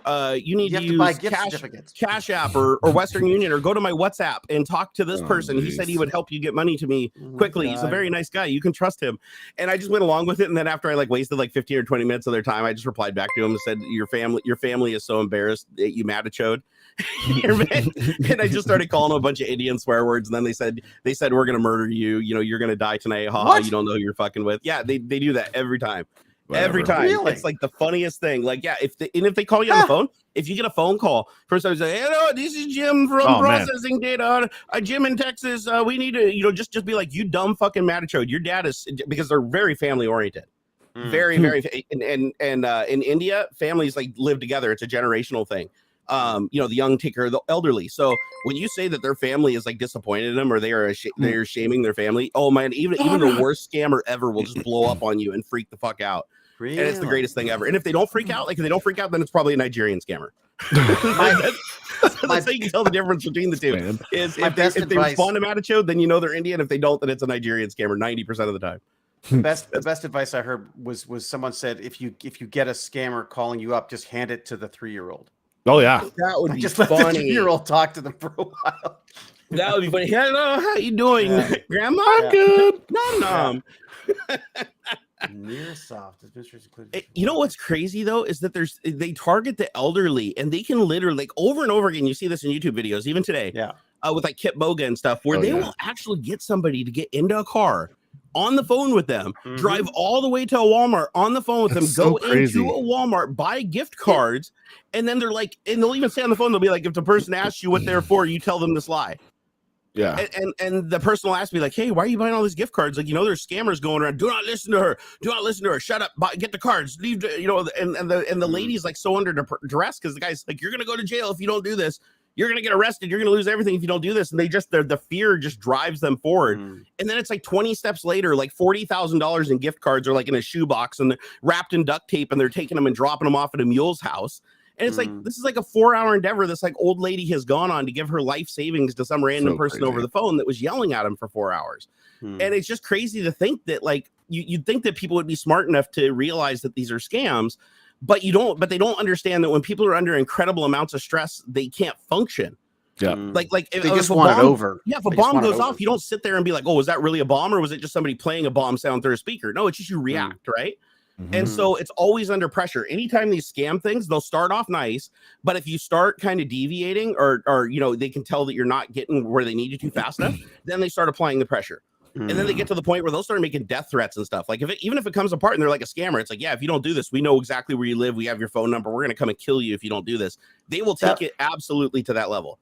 That was a fascinating thing that came up on one of the podcasts I was listening to about the encryption scammers, the ransomware stuff. Yeah, where they're saying you don't hear about the process of paying them off. A lot of people pay them off. A lot of companies pay them off. Usually profitable. And part of that process is they will call and threaten your family. They will threaten your it is full on mob behavior. Crazy. And I mean, God, I guess people are just desperate. I like when they try and threaten, oh, I'm going to release your browser history and all if your family is going to be so disappointed. No, they're not. Go ahead. I think if you release my browser history, my wife will still be disappointed. You can tell my boss, man, it'll be more embarrassing for him to see that than embarrassing for me. I'll have to explain somebody's trying to blackmail me, boss, and he's going to be okay with that and be on my side. You think he's going to fire me because you exposed my private stuff? I don't think so. One of my favorite stories of my wife was that she does all of our finances. She was looking through I'll be right back. The credit card stuff. And she comes across this one. She goes, David. And I'm like, oh boy, I'm in trouble. So I come up and she goes, name? What is lynda.com? And I'm like, oh, lynda.com. That's Linda. And so she's like, well, let's just look that up. And she looks it up, and literally I saw her face go from to God, he really is just a total freaking nerd. So, like I said, I literally said to her, I said, Jane, were you disappointed? She goes, a little, right? Yeah. Like, you know, but of course, lynda.com was the precursor to the LinkedIn learning and all that stuff. But, when after Microsoft bought both LinkedIn and Lynda. But yeah, I just that was so funny that my wife was I think if you released my browser history, people would just be like, really? God, you are just the dullest man alive. Nerd, man. Super so nerd sad. Guy. So sad, you know? That's great though. Oh man. So, yeah, you got me. Yeah, and what? Yeah, okay. Done. No, it's so funny. Poor Jane has to I get text messages from her all the time saying like, do we really need this? Because I'm subscribed. Like I'm so ADHD. I subscribe to everything and forget to unsubscribe. So yeah. Oh man, that's funny. Married a big kid. It's true. Jacander painting. Oh yeah. Yep. Isn't that most nerds though? Like I feel like most nerds are just kids who haven't grown up, really, right? Hey man, this is a point of contention for me all the time. Is like, when did we have to give up on that stuff? Like, who decided we had to give up on that stuff just because like we get older? Like, it still brings me joy to build Legos, you know, and that sort of thing. Why do I have to give that up? Why? Just because I'm older now? It doesn't. How you doing, Jerry? You look worn out. No, I'll be all right. Been having breathing problems for a while now. More expensive. Yeah, basically. I mean, thankfully, the computer thing really is just kind of about the same as far as money goes. But like, I like laser tag and bumper cars, and you know, I like my Pokemon and I know that's why I know it's I'm exactly the same. Well, and I feel like I can afford it now. That's the great thing. Is like now that I've grown up, it's like I can buy all the toys I want to buy. Well, and why not? It's fun, and it's still until I renovate it, and now I can't buy anything. Forget it. Well, I'm poor people now, but I'm okay. I've settled into it. That's I'm embracing my inner poverty. Embrace your inner poverty, man. Yeah. So before I left there, sorry, I had an old man bladder kicked in there. Gross. No, I wanted to talk about. Did I ever tell you guys about the TechFly scammers? No. So the video. I have a video on the internet right now. It's you have one? Long time ago. Long time ago. Old video. Oops, sorry. Never mind. So here, I'll just put in the playlist. I was like, I got excited for a second. What? If you guys want to go watch that later. So anyways, this is the playlist. I did a video where I go after a company called TechFly. Called techfly.com, and they're going around and offering Microsoft certified tech support, right? So I call them up and I make a video of me harass them. And then I make this video and it goes viral, and I put all the contact information, how to call them, what to say in the video, everything. So people just start bombarding their call center. So they see the video online. It took them all of about one day. they see the video, and they doxed me, found my house and my address and my name and everything. They call up my home phone number and just ring it constantly. Hang up, rings again, hang up, rings again, all for like an hour. I unplug the phone, wait another hour, plug it back in, still going on. Like 4 hours later, it's still ringing. So I finally answer it, and I'm like, hello. And they're like, Mr. Berg, you better sleep with one eye open. You're gonna die messing with us. You fucked around. Be like, who are you?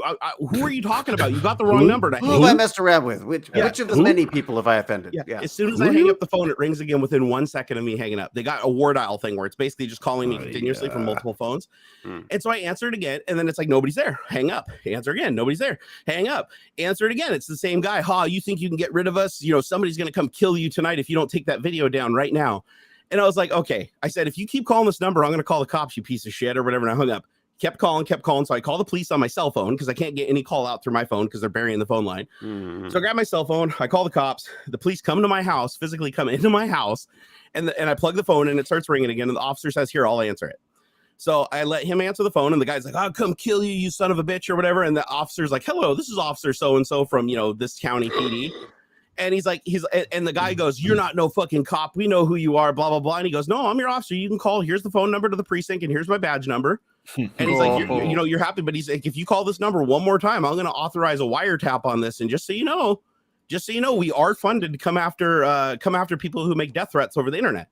And the guy immediately, and I can hear him through the earpiece because it's so loud while the officer's sitting there talking to him. And he's like, oh, no, we were just joking. We were just messing around with him.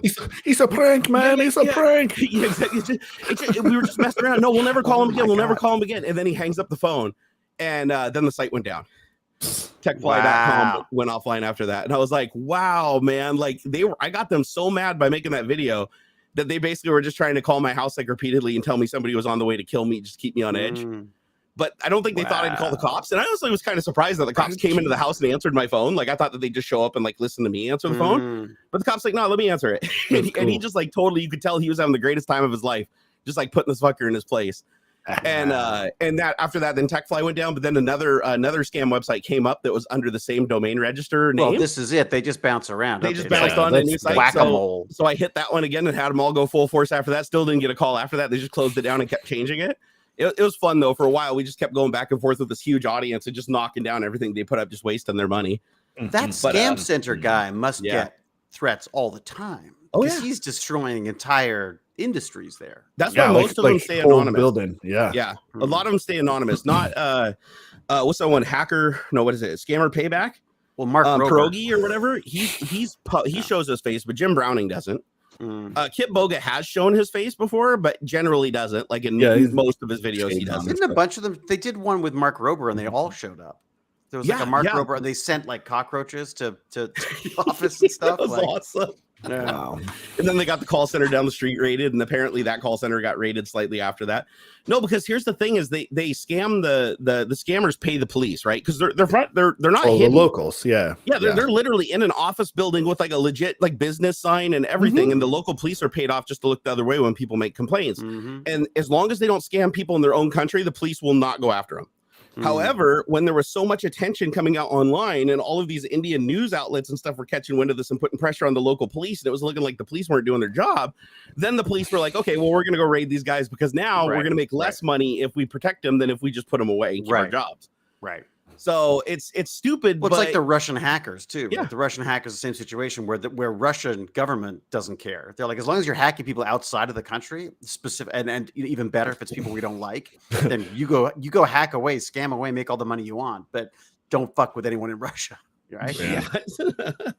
No, I've had some good scares in my time being a YouTuber where, you know, I had to get the FBI involved once because I had a guy who was like sending me pictures of my house, taken with a cell phone outside of a car window, like literally parked right at the end of my lawn.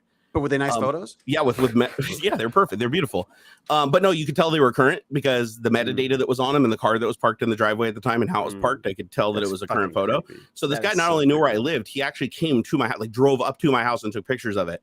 And I was like, okay, so this is a little bit more concerning than the average threat, right? Because this person has access now. And then he started sending these really detailed multi-letter like fantasies about how he was an ex-US military sniper, and because I didn't like Trump, he was going to make sure that I died. What's that old copy pasta? It was about the Navy SEAL stuff. Yeah, it turned out to be that. Copy pasta. They literally took that and replaced my name and put in my images. Oh man, where is that? Really? The scammers were sending the same story to everybody. What the fuck did you just fucking say about me, you little bitch? I'll have you know I graduated top of my class in the Navy SEALs, and I've been involved in numerous secret raids on Al Qaeda, and I have over 300 confirmed kills. I'm trained in guerrilla warfare. And I'm the top sniper of the entire U.S. Armed Forces. You are nothing to me, just another target. I like the guerrilla warfare. I have taken down giant apes, you bastard. Yeah. You think it would be a problem for me? So I'd never seen that before that, but the guy put my name in there. Like he specifically put my name, address, and even put my photos into the email. And he told me where he was going to shoot, what his angle was going to be, when he was going to do it, through the which window he was going to fire through, and how he was going to kill my family in the order of my son first, so my wife would cry and I could see her cry before she died, and then he'd maybe kill me after I cried over their corpses. Jesus, that's freaking horrible. I was like, okay, this is too far, right? So I, of course, loaded up the AR-15 and sat on the couch all night like a dumbass because I thought that this was real. I sent it to the FBI. The FBI replies back like within 24 hours with a thing that says, that mail that you got, other than the small alterations they made, is like a verbatim copy of a mail that's been circulating for the last 5 years. Yeah, but what about the photo of your house? The guy actually was here and took a photo of my house, but they said that if he meant any actual ill intent, he would have, 1, done it by now, and 2, he wouldn't have warned you he was coming. And he literally said like the exact times and when he was going to do stuff. And so they're like, if he was really that person, one, he wouldn't be that hard to track down, because like how many ex-US military snipers are there that are retired in my area that are decorated? I hope not a lot, but maybe. And the fact that he was actually giving like specific times and everything, they said that that's a what do they tell a telltale sign that the person wasn't actually going to do it, because if they were, they would not give me any information. They would just strike at will. To improve their odds. Because of course, if they tell you exactly where they're going to be and how they're going to do it, you're going to be able to protect yourself. And that's exactly what they want you to do. They want you to get into that compromised position so that you're living in fear. And so after that was probably one of the scariest ones that I ever received. But I also had some where like, some people came to the house and were acting like they were like selling magazines and stuff, but it was clear by how they were acting and how nervous they were that they were actually there for something else. Like, I don't know if they were casing the house or whatever, if they knew me from the internet or what the deal was. But, I had people come by, but they left wine. Oh, that's fine. Which I thought was kind of, I was just kind of creeped out, because I was like, why, you came to my house like while I wasn't here and you left a little care package, which is sort of lovely, but at the same time, I think we've crossed a line there. Yeah, that's a little weird. Yeah. Well, the good news is that stuff are you battling someone online? Was that? No, I was just posting some of that copy pasta in the. Oh, is that what it is? I was like, oh my god, I thought Ox has gone off. No, this is what? Don't mess with Ox. That guy just went off. So the good news is I don't see this happen as often anymore, because now the police are funded to track these guys down. Yeah. And like, I'll give you an idea. There was a guy who was making death threats to my family during live streams and calling the phone and waiting for my wife to answer so he could say he was going to kill her and kill my family, like while he was observing the stream in chat. And we were able to collect enough information from him that my local law enforcement, now that they're funded for cybercrime, it took them 7 days, but they located this guy, and he lived in Michigan. And he was a 24-year-old guy in Michigan that lived with his family. And they actually had the local police department to him go make a visit and then do a no contact order. And if he ever violates that, then he'll basically get charged for, making death threats, which apparently is a pretty big felony now over the internet. If you threaten to kill somebody over the internet and they figure out who you are, and it has to. Here's the thing that's weird is, and I hate this. Dude on Twitter. That's the safest place. Yeah, exactly. No, but this is why it's somewhat safe for them to do it in certain situations. As long as they're not in a position to carry out the threat, it will only end in like basically you have to charge them civilly and sue them. They won't do it federally if it's just a threat made. What do they call uncredible threat? But if it's a credible threat, then it becomes a felony immediately. So, like, for instance, let me give you an example. If you have the means, if you have the money in your account to buy a ticket to come to where I'm at, and you have the means to act on your threat, meaning that if you wanted to, you could make an attempt at taking my life. If you have those capabilities, then you would be processed as a felon. Right. If you didn't have those capabilities, like you lived with your mom and dad, or you're mentally compromised, or you had no money or resources or any ability to get to that person who lived far, far away, then they would consider that an incredible threat. But the incredible threat can still be charged civilly.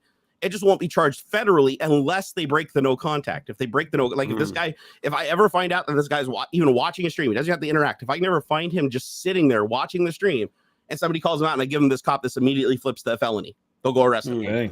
And I asked them, like, is there a limitation on that? And they said no. They said because it's not an official charge and it's a no contact in the system, it can flip to a charge at any point if he breaks that agreement. Wow. So I was like, and to his credit, he hasn't done it yet, as far as we know. But if he ever did, like if he ever just can't resist, and he's like, oh, I'm going to go create another fake account and pretend that I'm somebody else, I won't get caught this time. Well, luckily, I found out this is kind of creepy too, because I didn't know this before this whole thing went down. They can trace you through VPNs. Well, eventually, yeah. I mean, they can get you through the VPN. This guy went for a VPN and a fake IP telephone gateway with fake information, and they found him in 7 days, because it turns out you're still just connecting to a server. Yeah. The server is going to have a log of that connection, and so, like, of course they can. It's just they got to dig through how many thousands of log entries to find your line and all of that. And stuff. It was even easier than if they know what they're looking for. Yeah, they literally just send a subpoena to if the IP that committed the offense is on a VPN, they just send a mail to the VPN and say, what is the IP that connected that went out through this IP at this time of this day? And they keep those logs. They don't log the data going through it, but they keep the time indexes. So then they're like, this IP. So if it was another VPN, then they would send the subpoena to that VPN. They'll reply back, says, here's the IP log of what they connected to. Then they go back and say, oh, that IP that connected to the original VPN belonged to an ISP. So the more you daisy chain VPNs, the harder it gets, right? It's going to take them more time, but they will eventually find you. And if they come across the VPN that won't give them the logs, which to my surprise, even VPNs in other countries were giving them the logs, not the data logs, but the actual IP logs, just because they don't want to get into any kind of trouble. because they're not going to do the data though. You don't have to worry about that. Like if you're going through a VPN, the data transfer is going to be safe. But if they can corroborate that IP address that you owned and controlled at that time with an illegal action that was happening somewhere else, then they can basically prosecute you because the chain of custody of that IP and what that IP was doing leads back to you. So, and I didn't realize that. I figured that, if you went through enough little hoops and stuff, you'd be safe. And it turns out that the Tor network's compromised now because just in the US, the federal government has seeded like 50% of the seeds of the nodes on Tor. Jeez. So if you're on Tor and you do more than a couple, 2-3 hops, one of those hops is almost certainly going through one of the government logged servers. And if it's one of the ones on the at the beginning, they get your IP that you're going out, then all they have to do is contact the service on the end where the infraction happens. They can line it up.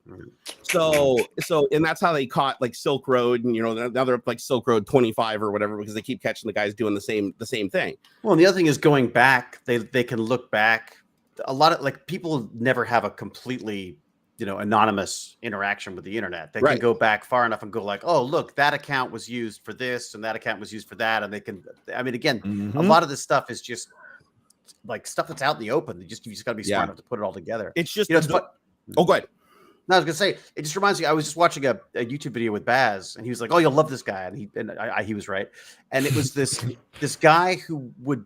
I mean, it's for stupid reasons, but he will look at people's YouTube channels and then create timelines of whatever drama it is, and then use the analytics that he's been able to pull from YouTube or from other things to put together a story with data and and the drama type thing. And he called this, I can't remember what he called it, but basically he would pick a YouTuber and pick on it. Like so Barnacules, they pick you, they'd look through your data. They'd look at how, numbers of people increasing or decreasing on your channel. Digital forensics, right? Yeah. Like, and how that affected your mood and how the tone of your videos change. And like, it's just really neat.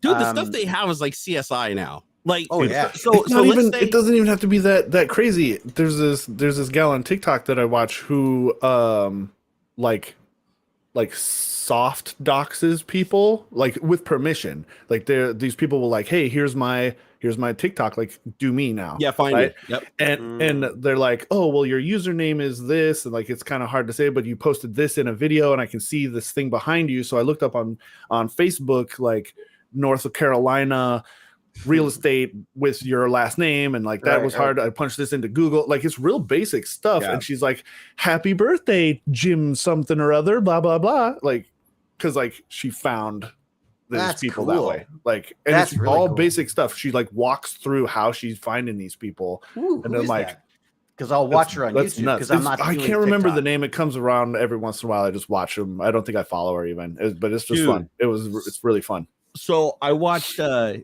police. The police have access to the what's that? The ring doorbell, right? Oh yeah. So the police by default have access to that unless you go in and you opt out. You have to actually go into the app, dig through the menus, and opt out. But by default, if you take a Ring thing and put it on your house, you are opting into giving the police access to look at the images through that camera. Now, you're not giving them access to your premise, your house, or your property. You're just saying that they can look through that camera for evidence to solve a crime. So like, for instance, let's say that you committed a crime in front of your house. The police could literally use your own Ring doorbell against you and solicit the data from that and your neighbors to incriminate you. That's why a lot of people don't like it, because they think it's an invasion of privacy. But here's the thing. There are so many Ring doorbells now that they are actually finding out that they can pretty much track people 90% of their voyage by using the GPS signal from their phone, aligned with the time and the image stamps and video clips from those cameras. So dude, one of my favorite moments was when the police came to our door and said, "You've got a Ring doorbell. Can I look at the footage between so and so and so and so?" I'm like, "Yes, you can." I went down. I was like looking it up and looking it up for them. Do you want me to clip that for you? I was like, for my neighbor too. So my neighbor had her door open. She came home and her door was open. Yeah. And she was afraid because her door was like, I mean, it was wide open. Like the door looked like somebody kicked the door open. And she came over to my house and she's like, I just came home and my door's open on my house. And she was like kind of scared. And she's like, I'm afraid to go in there. Hey, can you got your camera facing my house? Because I've told her before I've looked for things that have happened because somebody was dropping off notes on her door, like yelling at her for her dog barking. I'm watching you. And my footage found it. It was one of our neighbors like 3 doors down that was basically leaving her threats.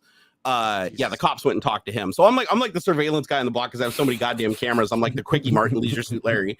So she asked me to look at it. I pull it up on my phone because it's all phone. You go on the phone, you put in the date and the time index, and it shows you all the cameras. And then you click on the camera, you want it full screens it. And so I started playing through, and it was like at 4 a.m. in the morning. She wasn't home. She was staying somewhere overnight with her kids, and she comes home to the door, but the wind blew through. and her door wasn't fully latched, and I had the footage of the door literally just getting thrown open by the gust of wind. And I was like, it was creepy as hell. And I showed it to her, and then she was like, oh, she was relieved. And then she walked over and went inside the house. And I sat there and watched her go inside just in case somebody did go in after the fact. But I was like, that is so still watching her now. Creepy, probably. But no, one of the things that they can do with these Ring doorbells is if a crime is committed, say somebody tries to run from the police or they try to hide from the police, if they know the person's cell phone, if they can figure out, if they can get a positive ID on the person, they can get their cell phone, they can actually track the GPS on the phone.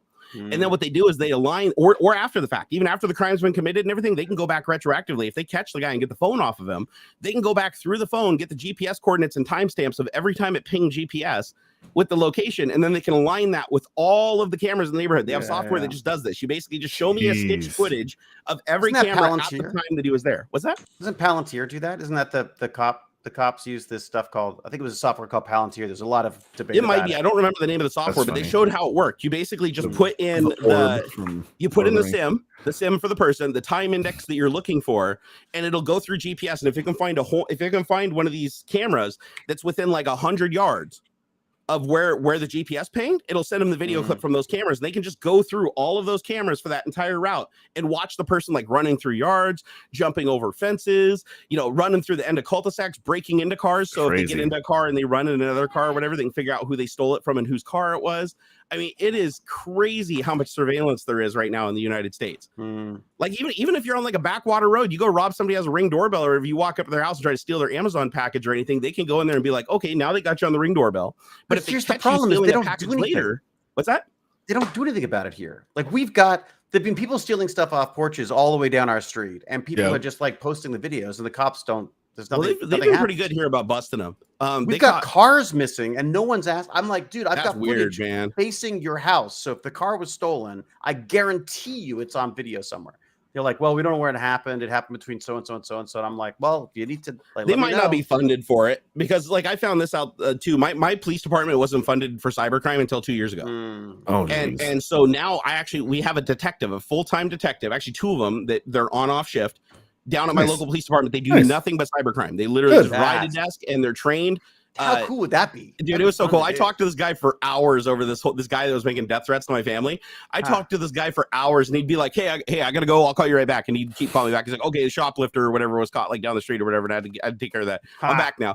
But he was the one that actually went through, and he worked with me through the whole thing. I provided him all the data, all the screenshots, went back and forth, the time indexes when we saw things that were suspicious, DMs that were reported to me, and screenshots from other people that had communication with him.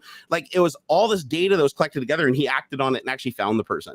Nice. I was like, so thrilled to have another nerd. That's dude, I was too. I was. And the guy actually was cool because somebody helped me. I'm not going to say who, but somebody helped me track this person down who had some interesting skills, to say the least. And the police department actually said that they would like to hire him if he's interested on like a case-by-case basis to help them track down some of the harder cases. Nice. Because he was able to figure out some things that not even they were able to figure out in a short period of time. So he's like a police psychic, only he is, but he's willing to like take outside help and stuff. Like, you could tell this dude got off on finding these people. But here's the problem: man, that's gotta be fun. A lot of police departments aren't funded for it right now, though. So, but what I would say is, if your police department isn't funded for it, let's say you have a stalker or you have a problem with somebody making death threats and stuff like that, collect as much information as you can about the encounter, timestamps, everything that happens, screenshots, whatever you can get, recordings. Collect that, call your police department, open up a case number with them, and if they're not capable of doing it, like if they say they don't have the resources to go investigate that, then go up to the next highest power, like go up to the attorney general for your state, or what do they call him? No, it's attorney general, so the AG for your state. And then he can find one of the law enforcement officers in a different state, because this happens over far jurisdiction, right? It's like it may have happened to you here, but the person who committed the crime is probably somewhere else.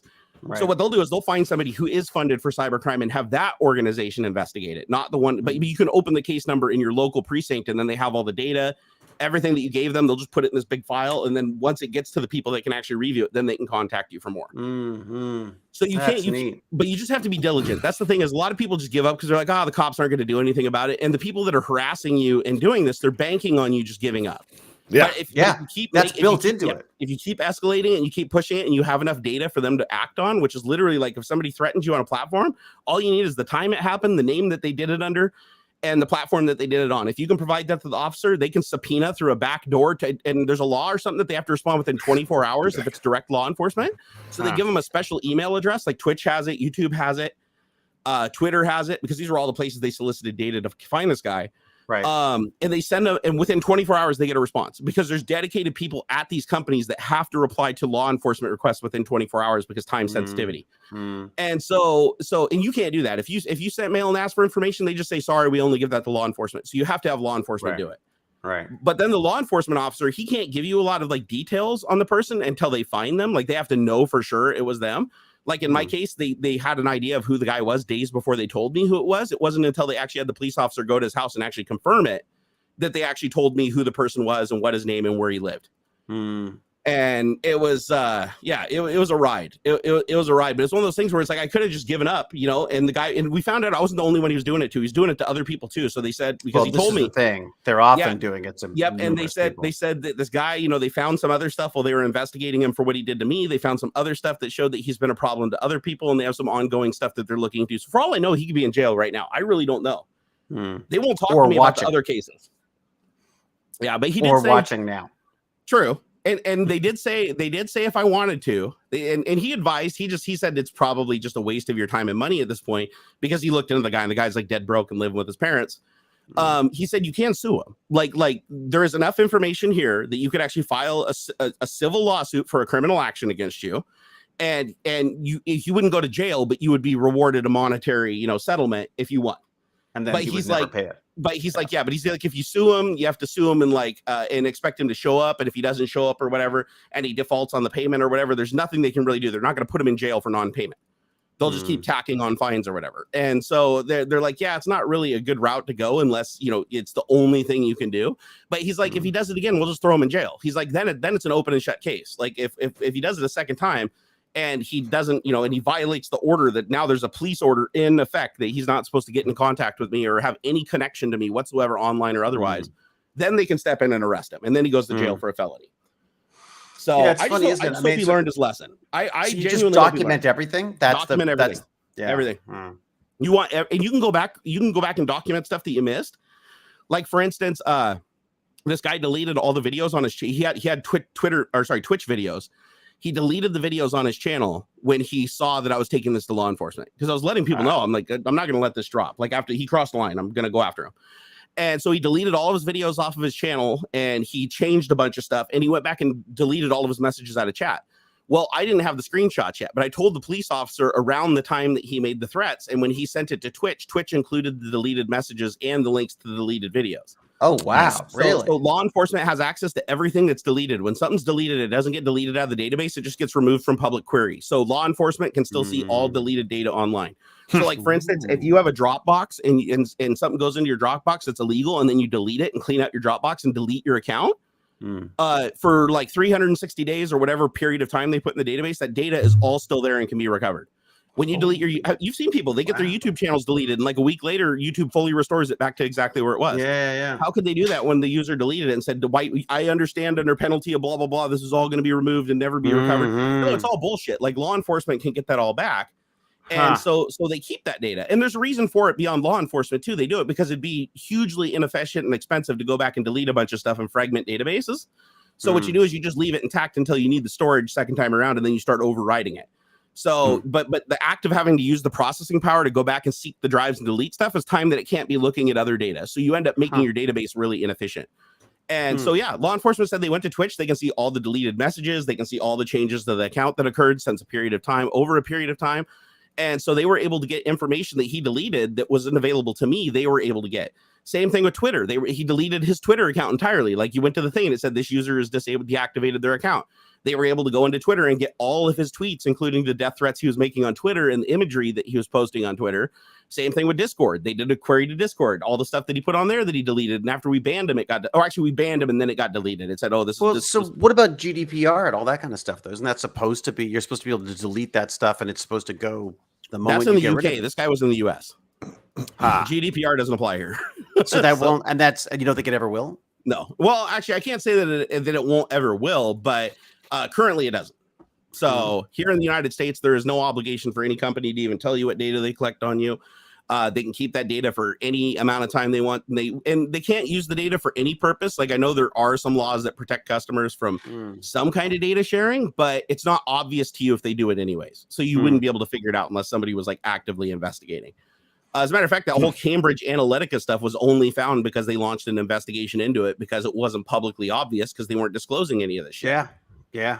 So, but the police have a whole level of access to stuff that you would not believe. Like they can go to your ISP and get your DHCP log with your IP address that you were connected to. They can even get the MAC address of the device that you communicated through the router, depending on the router that you're using that's going out and connect. So they can tell you which computer at what time in your house connected.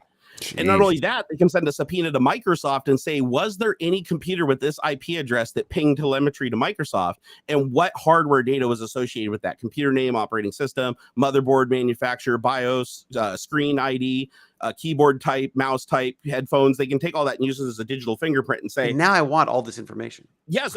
So it's there. It's there and it's easy to access because it's all queryable. So like, for instance, most databases support like a SQL interface or was it structured query language?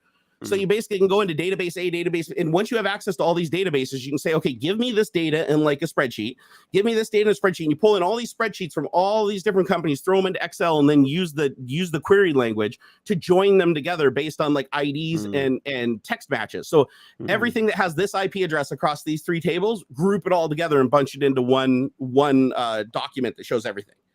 So like, and then sub filter it through, and you could also then put it through time as well. So the timestamps on all of them could line up. So if I started with Twitch, like to give you a life cycle of how this all would work, if somebody on Twitch came online and said, hey, listen, I'm going to kill you, or they SWAT you, or they're like, oh, I got your name, here's your name, address, phone number, I'm coming after you. The police would actually send a query to Twitch, start at Twitch. This is where they would start. They'd say, okay, this user with this, even if you deleted all of it, deleted his account and disappeared after that, they'd pull that information from Twitch and they say, okay, we want to know what the deleted messages were, who the account was, when the account was created, and what IP address was connected at this time that these messages were sent. So then they send them that information in a spreadsheet. And then they go from that spreadsheet, they go, okay, well, this IP address that he came from, they go look that up and they go, okay, it belongs to an ISP. If the person was dumb enough not to use a VPN, then they just go to the ISP and they say, ISP, give me the name of the person who owned at the address and phone number of the account holder that was using this IP through DHCP that was leased to his modem with this MAC address at this time. Right. And so now they can link those two together, and then they can go and say, okay, now I want you to say, if they need to at that point, at this point, they'd have enough to go just talk to the person at the house. But if they need to, then they can go to Microsoft and say, okay, we are doing an active investigation against this person who committed this crime, against this person with this information. Can you please return us the data from your telemetry database? Because your Microsoft's constantly pinging. Every time you click on an icon, every time you open an application, close an application, a telemetry blob gets sent to Microsoft server in the background. That just basically gives them health data and performance data on what's happening on your computer. And so, or if you have a crash, then they have a dump file that contains whatever was in memory at the time the crash occurred, which could be like, your picture from your webcam. If it was Skype, it goes really deep. So Microsoft would look at their database and go, okay, I'm going to return everything in the Watson database for this IP address and this MAC address over this period of time when the crime was committed. And so then they can pull that and send it down in a spreadsheet. Now the officer has all three spreadsheets. They can go, okay, I want to interjoin this one on this one, interjoin this one on this one, all based on IP address. So it'll merge all the rows together that have the same IP address, but then add extra columns for all the unique data from each one. And now you have the Twitch name of the person, the comment that was made, their actual IP address, their true IP address from the true ISP, the name of their ISP, the modem brand, the modem that they were using, the router MAC address that went through that modem at that time, the house, the owner of the house, the address and phone number of the house, that's the account holder. So now you know the computer in the house, the address and the phone number of the person that owns the house. So you could go there and say, okay, whose computer is this? Who was using this computer at this time? And it was Baz. I swear it was Baz. They can even go deeper than that, though. Let's say they don't know. Like, okay, we don't know. Nobody was using the computer. Somebody broke in. It was like a magical thing, right? Because we've been hacked. Here's the thing. What about that? So now let's say that you were sitting in front of your computer and you just use Windows Hello. Windows Hello is going to have data of your face, like the points on your face, that confirm that you're the user that logged into that machine, and that's going to be pinged to the telemetry server on the when it's doing authentication over the internet for the back end. Every time you log in with a Windows Live or a Windows Live account on your computer, it's doing this. So now they can go back and look at that and say, okay, now we want to go back to the database and look at every Windows Hello attempt that was made on that computer at that house over a period of time, pull that from the database, and whichever one was the authentication that allowed them to log in at that time that it happened, whoever is that owns that account is the person that committed the crime. potentially. I mean, obviously they still have to like, prove some other stuff too, but it would you can also do with the phone, right? I'm assuming with the phone you could do the same stuff, right? Because you've got a face, 100%. Especially if you've got face unlock on your phone, then they could put you at the scene of a crime. Yeah, definitively, couldn't you? I mean, the only thing that's a requirement is it has to be so as long as the crime is something that involves a felony, like they're not going to obviously go after somebody over a misdemeanor and waste a bunch of resources. You're better off just filing a civil action or calling the local law enforcement, finding the person yourself and calling the local law enforcement. But if it's a felony, if it's a threat to life and limb, that's a big deal. Like then the police the police, if they have enough information to act on, they'll act on it. Right. And the other thing I noticed with the police too, even now that mine's funded for cybercrime, it's a little different. But even before, I found that the police will act on something the more information you give them, because they want to make sure that they have a high likelihood that if they waste time on this case, it's going to come to an end. And they don't want to just waste a bunch of time and have it be inconclusive, because that doesn't look good. So if you give them enough information up front that they think that, wow, you filled in 90%, all we need to do is find the 10%, then they're all too happy to go find that 10% and they consider it an easy win. So when you go to the police, collect as much information as humanly possible. And the other thing is, do you suspect anybody? This was another thing that was interesting and critical to this investigation. Is we gave them a suspect list that was about 20 people long that were people that were banned from the stream. Over the course of that live stream, the people that were actively banned for doing shit in chat over the last couple of live streams, we provided that to the police and said, okay, these are the people that are suspected of doing bad shit on the stream. They could have been capable of this. And it turned out that, yes, one of the people from that list of 20 that game turned out to be the guy that actually ended up doing it. So the more information you can give them, even just suspicion, like I suspect this person, I have some screenshots, send a mail out to your audience or to your friends and say, hey, have you heard anything from this person? Has this person DM'd anybody? Any little crumb that you can get, you collect and give to the police, and you can just keep sending to them. Just add, it's usually an email, and you just keep adding the email, reply email, new information, reply email, new information. Just every day, if you find something new, a screenshot or a little thing, you just keep a stream of data going to them, and they'll just keep working that in the investigation and moving it forward. And then they'll let you know when they find new stuff.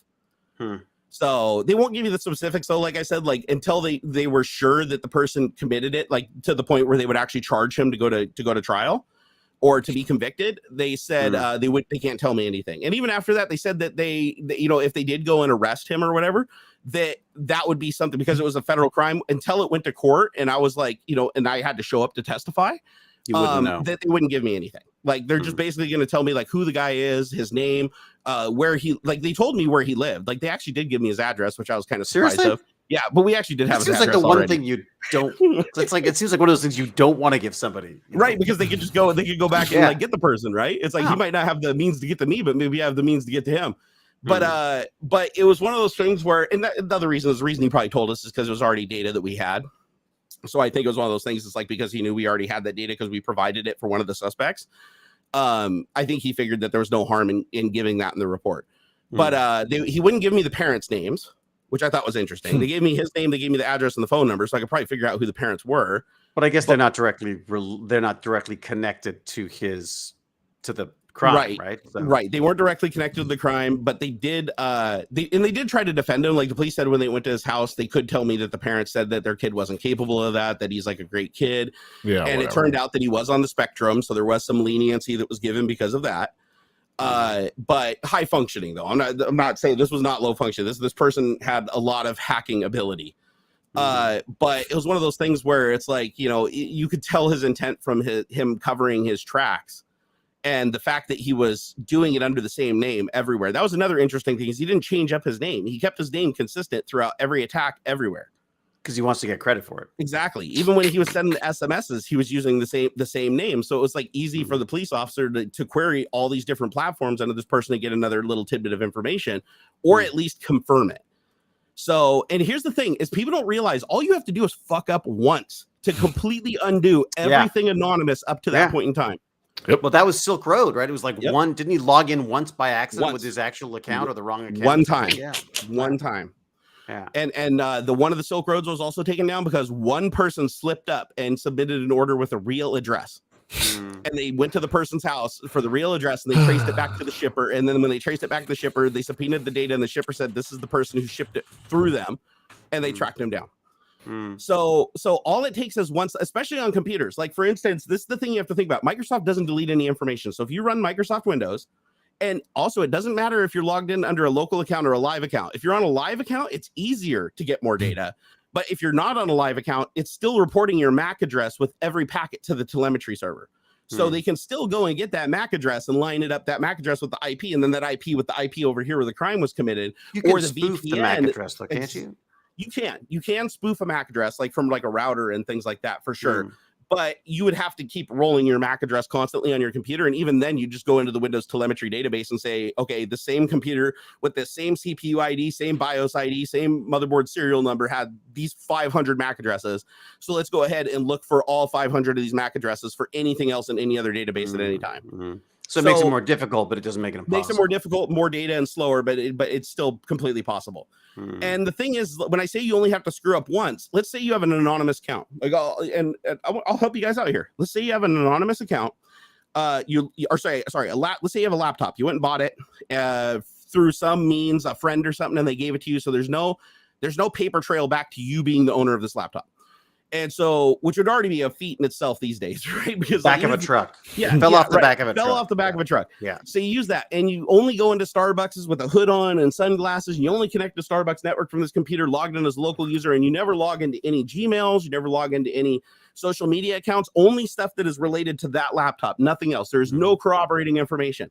All you have to do is slip up once at one point in time and type a name or an address or accidentally paste some personally identifiable information into the search bar in Windows or into the run dialog box, even if it says, oh, invalid command. Nope, still gets sent to telemetry, or have one thing crash on your computer with the default setting and get reported to Microsoft telemetry server. And now they can go back and cross-reference that data from that laptop with every other action that was committed on that laptop up to that point, and they can pin it on you. And Starbucks security. And or lack thereof, right? Yeah. So that's the thing that you really have to be worried about. And that data is never deleted. Like, the telemetry is super cheap to store because it's all text and it's highly compressible. So for the last 10 years that you've been using a Microsoft product, they have enough data that all you have to do is take one piece of hardware and do one thing on it that's personally identifiable, and they can connect every single action that was done on that piece of hardware all the way back to when you first got it. They can connect that back to every other device and every other thing that you've used and everything that you've done. Potentially every URL you've gone to, potentially every file name that you've opened. Like, the telemetry is pretty robust on Windows. Like, I know that now they allow you to disable a lot of it during install, but even when you disable it, it's like all your hardware data still gets sent. So and that's a fingerprint. Like, your is that Apple as well? Is Apple doing the same thing? And Mac OS does the same thing. Must be to some extent. It is. Yeah. And they also collect other performance data. They just promise to charge you more money and not give it to you. True. Yeah. True. Well, I mean, we're expensive because we don't take the information that we've stolen from you. Yeah. Exactly. Yeah. And to be fair, Apple has stood up for that too. Like Apple has on occasion stood up for privacy against the government and have publicly made a show of they don't share data with outside people unless, even under police subpoena, they haven't. I would argue, though, that the reason for that is entirely business. Oh, 100%. Because if they did give it out, then all of a sudden, I just feel like it would just be they would lose a bunch of iPhone sales. And they can still be compelled, right? Yeah. So, hey, we got a couple super chats here. Robert, thank you for the 20 chat. Yeah, hold on. We got to give hold on. Is it this one? Yeah. Woo! There we go. Joe Taji coming at us with a $9.99. He said, have you heard of Nersoft? They make the tools for system administrators, including a bunch of Wi-Fi tools. It's really cool. Also, random ADHD tech fact. Apple owns every IP address on the 17.0.0.0/8 range. That's pretty cool. What do they call Nersoft? I didn't know that. So if you ping any address starting with 17, that's an Apple. That's owned by Apple in some way. That's cool. Oh, I also want to tell you guys, there's a cool tool I came across, and you'll want to do this, Aux, too. And David, you probably want to do it. There's a tool called Nmap, and I've got it up on my. Nmap. I downloaded that. I was checking that out. I don't know exactly what to do with it yet. Yeah, it's so cool. I think we did this. Didn't we do this another time? I think I've got it on this. I just learned about this just like yesterday. Oh, really? Oh, then it's another thing. But it is built into some operating system. It's just this tool is much more verbose. Like, it's got a UI. It's easier to use. You don't have to do all the command line stuff, and it even draws you like graphical maps of your network and stuff. What's it called again? It's called Nmap, and I just put it in chat. It's nmap.org, nmap.org. And so it works on there's binaries for Windows, Linux, and Mac OS. And if you want to compile it for a different operating system, like you want to run it on like some proprietary hardware, as long as there's a C compiler, an ANSI C compiler, you can build this on it. So the full source code is public. So, but what this thing does is so badass. It's slow though. If you do like a really hardcore scan, it's slow. Like I've been doing a scan now that's been going for 2 days, and it's not even halfway done. So what it's doing is it's going through every single IP address on my local network, but it can also do it for your external network. Like if you want to test and see what you have accessible outside of your network, this will find it. And everything. I mean, it'll find everything, every protocol, TCP, UDP, types of pings and types of packets that come in that are port agnostic. Everything. This thing will scan everything soup to nuts on its like hardcore setting. And so you can literally see every IP address of every device on your network, what operating system it's running, what version of firmware it has on it, who manufactured it. Sometimes what it does, it'll give you all the ports that are open on it, whether they're a web page or not. So you can like click on it and open up a web page to the interface of that device that you never knew had a web interface exposed. It'll tell you that if it hits an SSH or a telnet port or something like that, like if one of your IoT devices on some random port that you never knew about was basically something that people could connect to and log in, it'll tell you all that information. It'll scan your entire network and expose everything. And it was so verbose that when I ran the scan, I found at least 5 devices that I totally forgot about. They're still plugged in somewhere in my house doing something. That I literally haven't used in 10 years, haven't had a firmware update, nothing. And I was like, are you shitting me? And one of them was my stereo receiver that I didn't even realize had a web interface, and it had no authentication. You could literally just go to the IP address on the port and it would give you full access to the receiver to change things, play audio through it, connect it to streams and play music somewhere. Oh, I think we lost David. What? Oops. He'll be back. He started his network thing and it just kicked him out. He just crashed it. Actually, that's possible. He probably was installing it and had to install like a filter driver or something. I don't know. I don't know if he's on Mac or not right now. But no, it went through and it scanned stuff, and you can open up a topology. It shows you like an image of your entire network, like where everything branches out from your router. And if you got something connected to your computer, going through your computer with a bridge, it'll find that. But you can click on all this stuff and just figure out everything. Like any device on my network, I can just click on and open it up, and it'll say, oh, here's the IP address. These are the services it's hosting. Like one thing right here, I just opened it has, let's see here.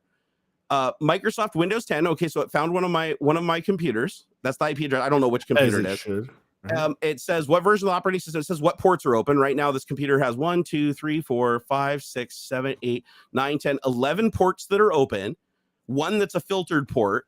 And it tells me the services too, like Echo service, discard service, daytime service, QOTD service, charge N service, domain service, MSRPC service, NetBIOS SSN service, Microsoft DS service. Oh, he's back. Welcome back. I was just installing Nmat. Oh, nice. Please restart your computer and finish this install. I was like, oh, crap, of course. No, this thing finds some amazing data, and you can go as deep as you want too. Like the default hard scan that it does takes like, I don't know, about an hour or two. The most hardcore scan though is intense scam, all TCP ports included. It'll basically scan all 65,000 ports of every IP address in the range you tell it to scan. And it'll search for a UDP connection, TCP connection. If it connects to the port and data sent back, it'll analyze it and be like, is this a web service? Is this a time server? Like it has a whole bunch of protocols that it's aware of. That it can actually give you a graphical representation and say, this is what you could connect to it with potentially. Cool. And so like if it's a time server, it'll tell you, oh, this is a time server and port. So if you use NTP software, you could connect to that port at that IP address and it would give you back time data. So it's pretty neat, and it'll lay it out in graphical format so you can print out the topology and like put it up on your wall, and it'll show you like the IP address of every device. It'll tell you which devices are doing the most on the network, which devices are doing the least on the network. And it also tells you the security ones, like which ones are least secure, like the red ones. If you click on a red one, it's like, oh, okay, well, this one's got a bunch of open ports that it shouldn't have open. It's but you pretty can interesting. Scan other people's networks with this thing as well. If you have access to the network, you can scan it. Yes. Yoinks. So I could scan, like, for instance, let's say, okay, so let's go look at Google. Let's see, ping google.com. I'll grab this. Okay, so I got Google's IP address in my area. So I'm going to take Google's IP. Is this where Barnacules goes to jail? This is where I go to jail. Let me do a quick scan. So I'm going to do a quick scan of Google. All right, here we go. We're now scanning. Let's see, is it running right now? Yep, it is currently running. Give it a second here. I'm just waiting for someone to come crashing through the window with like. Well, no, there are. You have to be careful sometimes with scanning, because if you do run a scanner and the service has something running that'll catch multiple ports being hit within a period of time, it will shut you out. Like it will lock you out for a period of time. at Microsoft, we had a thing like that where if it received too many pings from a single IP address internally, if it received too many pings to too many servers within a period of time, it would basically just shunt you off from the network for like 10 minutes. I've done that on Twitter while I was trying to use their API. I was trying to write something for their API, and I guess I looped something, and it was like, "Yep, you're out for a while." I was like, "Oh boy." Oh, it failed. Why did it fail? Hold on here. Let me do intense scan. Calling FBI now. I'll just do an intense scan. Okay, here we go. 155 scripts are currently running. It is now pre-scanning Google. Error compiling our PCAP filter expression rejects all packets. Yeah, see, Google's smart. Google's like, you don't get to probe anything. That's interesting. What about Microsoft? Here, let's try Microsoft. The one that it's best for, though, is pinging your external IP address. So if you go get your external IP from your router and you check it, it'll tell you what things. Yeah, what are vulnerable. Oh, I like that. Yeah, like what if let me try this. That's more useful to me. Can I paste? So I was like, what's my IP? And Google tells me my public facing IP, but it's like a V6, right? It's a V6 one. Can I just still paste that into this target? Yeah, you can. They're all just hacking each other. Huh, well, I'm interested in what I can do, I guess, or what's being exposed, right? So if I do that from the public one, it was instantly finished. It finished the scan, or the intent scan all TCP ports. Yep. It finished it in half a second. Really? And it didn't show anything exposed or have any errors? It did loaded 155 scripts for scanning, script pre-scanning, initiating some stuff. And it instantly warning, no targets were specified, so 0 host scan, 0 IP, 0 host. So yeah, it didn't accept my V6 address. It didn't like it. Oh no, sorry. Oh, you said IPv6. Sorry, I thought you were saying starting. Looks like there's a line in here. Looks like a IPv6 target specification. You have to use the -6 option. Yeah. Okay. So I just punched that into the. Wow, your ISP is using V6. That's what Google tells me is my public IP address. It's a V6. Yeah. Are you Comcast or? Yeah. Okay, that's why. Yeah, Comcast, I think, is one of the very few ISPs that have switched to IPv6 because there's really no here we big go. reason for it right now. All kinds of open ports. Oh, that's not good, dude. That's no bueno. 1, 2, 3, 4, 5, 6, 7, 8, not 9, good. 10 open ports. Some of these make sense, but well, some. I mean, you gotta have some. You gotta have some. Expression rejects. You do. I know. I do have an IPv4. Yeah. It's just probably not the public one. What I'm trying to figure out is why I'm airing out internal my external IP address. I know internally to my network they're all IPv4. Yeah, but it makes sense that any publicly exposed IP would be V6 because we ran out of V4 IPs like in 2006 or something like that. Yeah. So it makes sense that the publicly available IP would be a V6 one. I mean, I've never scanned any IPv6 stuff, so that might be something that I want to just double check on my network too. For some reason, I'm having a problem right now. I don't know if it's because I just let me reset the app and see if it works. Yeah, I'm still getting an expression rejects all packets. I didn't get that when I was scanning my internal network. So scanned my local network and found out all my TVs use Linux as their OS. That makes sense. Or some reduced flavor of Android, which might still identify as Linux or Unix. Kim, the Evo said stream choppy for anybody else. We're probably like sitting here all doing. We're all causing complete chaos. We're bombarding our own networks. We're all bombarding our networks with requests. Yeah, it's so true. So does anybody know why this would happen? So I'm running an Nmap against my external IP address. So this is my WAN IP address that I have. If you wanted to like connect externally to my stuff, and it just immediately comes back and says expression rejects all packets when it tries to hit a single port. Where I'm telling it to, which is weird. Like, I don't know why it's just giving up and not proceeding. So yeah, that is my WAN IP address. That is it. Let me see. Can I even ping it? You're just running the Nmap exe file, right? There's nothing fancy. But no, I run a Zenmap. Oh, is that the one? Yeah. All right. There we go. Oh, PF Sense doesn't even allow a ping. Good. Damn. Okay. So because it can't ping it, it's not going any further. How can I tell it to bypass ping? Oh, there it is. Intense scan, no ping. Here we go. Because my router doesn't show the ping, so you should have like 5 open ports, something. Yeah, you'll have a handful of TCP connections and like a couple UDP connection ports open. It should be, but I'm totally outside my normal knowledge base here, so I don't know. What? But yeah, because you need a few ports open just for your general network traffic and downloading things. Okay, and PhysX whatnot. said he explains how to scan my external IP in the conversation last night. Let me pull open his thing here. So yeah, there's some ports here. It's like, oh, this one is open. Why? And it tells you the service. So there's like some Microsoft stuff that's keeping. Actually, it's mostly Microsoft stuff keeping ports open.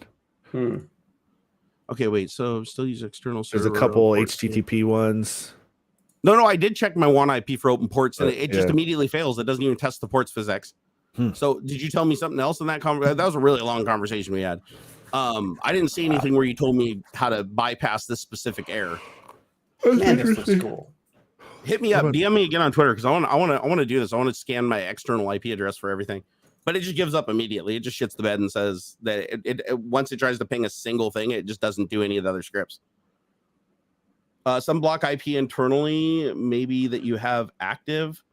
Wait, you have to use external server to scan your IP because your ISP rejects all IP. Okay, packets that come from the same source and destination IP. Oh, that makes sense. But here's the thing: I'm going through a VPN.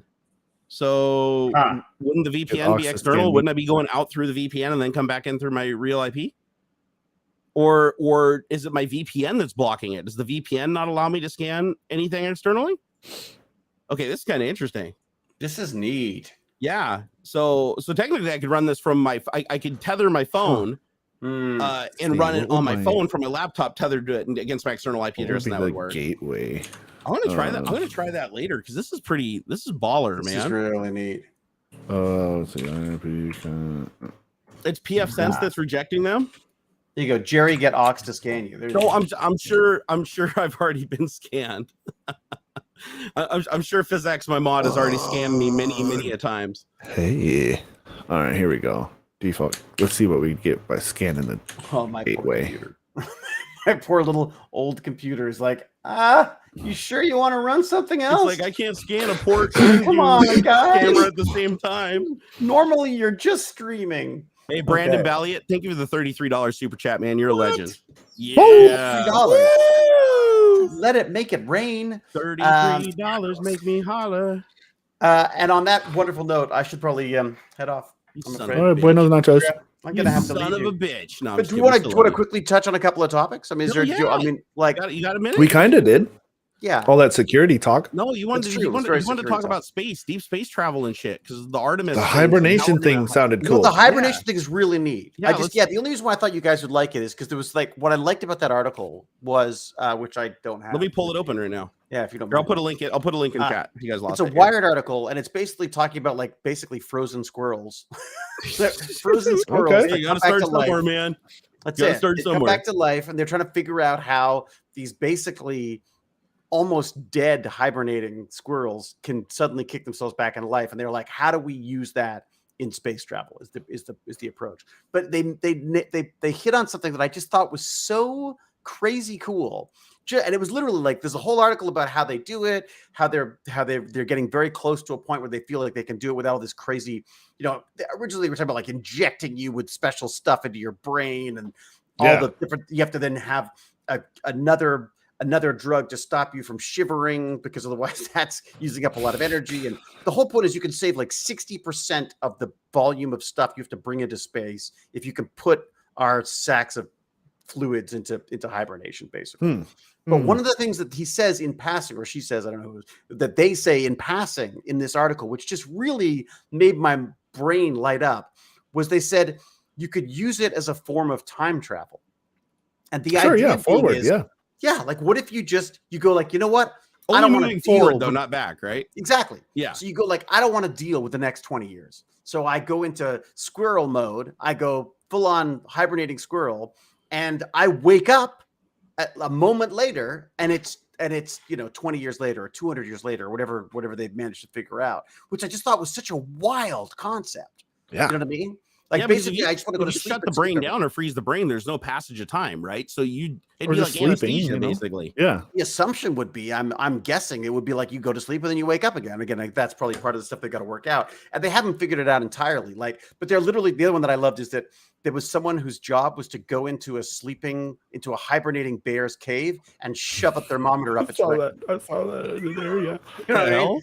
That's their job. To shove that thermometer up there just to see how lower the temperature is on the bear when it's hibernating, which I just thought was kind of fun. And just hope it doesn't wake up, right? Oh man, exactly. Right? You know, all of a sudden it's like, hibernating ain't gonna save you. But what this reminds me of is like carp. Carp do this thing. This is why they're so hard to eradicate. Is carp, if they notice that the water's like getting low or the food supply is getting low, they just bury themselves in the silt at the bottom and go into a hibernation state. And they can survive for like years like that, like completely, like one heartbeat every 10 minutes or something like that. And they just in harsh conditions, the temperature can change everything. And then as soon as you rehydrate the water, they come back. Like it can be a completely dried out lake bed and you fill it up with water again and they just they come back from nothing. And it's like they tried carp are so damn resilient that there's a water park near where I live called Wild Waves. It's like Wild Waves in the Enchanted Village or whatever, but the Wild Waves Park has this huge lagoon in the middle of the park that has carp in it. And there's so many carp that if you just put your hand out over the lake, over the railing, the carp just pile on top of each other about a foot high, trying to get, because they think you're dropping food. Yeah. And so they tried to eradicate the carp out of this pond 3 different times. One time they drained it. They drained the entire pond down to just cracked, like dried out clay on the bottom. And they left it like that for 3 months. And then they refilled it and the carp all came back. Like all of them, just like instantly they were back. And they're like, okay, well, that's weird. What, they were like eggs or something? Or? They buried themselves in the mud where you couldn't see them. Like they drained the lake and all the fish were gone. Like, where the hell did they go? They were all in the mud. So then the second time when they filled it up, they put poison. And they're like, they poisoned them. And it killed off a bunch of them. And the ones that floated up and died or whatever, they scooped them off. And they tried to kill them. But when the poison was in the water and it started killing the food supply, the ones that survived went into the silt again. They drained out the pond after poisoning them, refilled it. They were back again. So they were not successful in killing the carp. So instead, they just changed it to an attraction. Now you can just go feed the carp. They sell carp feed, and you just go buy carp feed and like throw it out there and watch the carp all pile on top of each other trying to get food. Wow. But they tried to kill them, and it's like so hard to get rid of them because they're so hardy, and it's like they do not die easily, and they can hibernate. So if they have any place where they can go, if a single mated pair can survive whatever you're doing to that water supply, they will come back in numbers quickly. It's like rats. Rats are the same thing. Apparently, pretty much. It only takes it's like the rats of the water. Yeah, but they kill everything. So yeah, no, that's interesting, man. The hibernation thing is just kind of cool to me. I mean, I've never sort of bought into this whole cryogenic crap, but the idea that you could use this I had no idea. Like I've always said that the most inefficient thing that we can do as a race is to try to throw ourselves into space. Like I feel like let the robots do that. I want to sit here with a pair of of first person view goggles on and watch and pilot a Mars drone or something. But I don't know why we have to go and plant our stupid useless bodies on other because planets. We can't all keep living on this stupid rock forever. We have to leave. We know it's gone, right? We know Earth's died. Okay, then let me put this at you though. So we've been provided a planet that has everything we possibly need to survive. We're going to somehow figure out how to make the same thing happen on another planet, and we fucked it up on the one that we already had. Yeah. Then we destroy that planet and we go find another one. We'll get better. Cancer. We're freaking cancer. You just got to keep spreading it out, man. Well, I mean, hey, you're probably the one that's right. Agent Smith wasn't. I'm Agent Smith. I'm going full Agent Smith. That's it. Me and James R. Gurney. James said the other day in a Tech Bandits chat we were having that the ultimate sign of human intelligence would be if we wiped ourselves off the planet, because that would be like showing that we actually are smart enough to know that we're such a pain in the ass, basically. But anyway, just thought this was kind of cool. It's kind of a fun article. I just thought people might get a giggle out of. That's awesome, man. Well, you enjoy the rest of your Saturday, sir. I will. I'm gonna go see what my son's up to. Apparently, he's got to go buy birthday presents or something. So do me a favor, just walk up to him, look him square in the eye, and just smack him in the face, and then just tell him it's for me. Tell him it's for me. Yeah, done. Just make him cry again. Is that what you want? Well, no, you got it on video. Yeah, exactly. Yeah, I just want to see him cry again. I feel like I didn't get enough of it the first time around. So let's do it again. And it's all recorded on the internet. So if he tries to go after you with the CP Child Protective Services, just show him the video. I was the one that said to do it. So it's completely out of your hands. Actually, if you've got someone you want to do that to in the future, one of my other Tech Bandits kids, Vibe Pup, is on. I'll send you his information. You should raid him one day after one of your. Absolutely, would be happy to. because he's a great kid. He's been working through the Mark Rober kits for me. Oh yeah, those things are awesome. Yeah. So I set him up. One of the great things about TechVantage is when people, I can spend other people's money. So so I bought him a subscription to the Mark Rober kits, and he gets them every month and unboxes them. And yeah, have you seen those Ox? Have you seen those kits? It's like they're beautiful. Yeah, it's a subscription kit once a month that Mark Rober does, where it's a project where you basically design something, and he takes you through the process of designing and building it, and all the parts are in the box. Yeah. So you get to watch the videos and build it along with him and see the thought process behind what went wrong and what went right, and end up having the exact invention at the end that he started with. They're like inventor kits, but it's they're just. I mean, I just love the way he teaches. I love the way he teaches through. Neat. Doing. He's a really cool guy. He's an autistic son too. So. Oh really? Yeah. His kids on the spectrum. That's cool. Well, it's his stuff is amazing. He's like one of my favorite YouTuber out there for sure. Yeah, I don't have to tell anybody to go watch Mark Rober though. He already has the entire internet watching him. I feel like he's pretty like the most successful. Like he makes the least amount of content with the most amount of views on all of YouTube. Yeah, he breaks all the rules, doesn't he? Yeah, it's like one video a month or 2 months he makes, and the video gets like 50 million views. Like, so. Well, talk about the scammer one. Go check out. I love that one. The scammer one's good. Yeah, he basically the stolen cell phone rig that he built, like for getting the porch pirates. He escalates that now, working with the other guys like Jim Browning and Pierogi or whatever. He works with all those other scammer guys to basically ship this thing to India, and it releases like a bunch of cockroaches into their data center while they're hacked into their webcam, so you can see it all happening. And then fart spray and then they paid somebody there to like put a boner pill box in the bathroom that had the name of the guy who owned the place on it, so that the employees went in there and it looked like he left his Viagra on the sink. I forgot about that. Yeah, it's hilarious. Go watch it. That is genius. I didn't even realize that's what they've done. Yeah, it was funny, and you watch it all on the camera, so you see him come out with the box with the name on it, and they're all like showing it to each other, to their coworkers, and they're all laughing and stuff because they're like, "Oh my god, the boss forgot to take his boner bills out of the bathroom." All right, good stuff. Lots of love, my gentlemen. I will see you again soon, I hope. Thanks for stopping by, man. Appreciate it. Hopefully I'm hoping I'll have more Saturday time. Sure. As the year winds down, but who knows? Looking forward to it, man. What do I know? Yeah. All right. Everyone go report my wife's Instagram is stolen. Yeah, go report David's wife. They'll watch, she gets her account back, and then they all start doing it. That'd be the worst. Then she gets No, she's actually changed it to JX Loman now because. Oh, good. Okay, she's already got new ones. She already wrote the one off. Account. Yeah, she's written it off. She's like, forget it, I can't. But I'm like convinced we can get it back. I'll text you tonight or tomorrow, and I'll go and harass them and act like I really think it's still her and DM them and see if I can waste a bunch of their time and record it. Oh, perfect. There you go. Yeah. I'll mess with them big time. Be like, oh hey, we haven't talked in a little while. How's it going? And I'll even like drop some details so that it looks like I really know her. And I'll send you that $300 I owe you. Yeah, exactly. Like. Hey, did you get the PayPal payment or whatever? What was the address again? Yeah, exactly. I'll pump them for information and see if we can't flip the table on them. Probably find out it's like one of Baz's friends or something. Yeah, we can also fish them with a link too and be like, oh, here's the link to the project that we're working on with all the social security numbers. Get them to click on it and then grab their information. Yeah. So this never happens again. Click here. Exactly. All right, get out of here, brother. Cheers. Be well. Bye.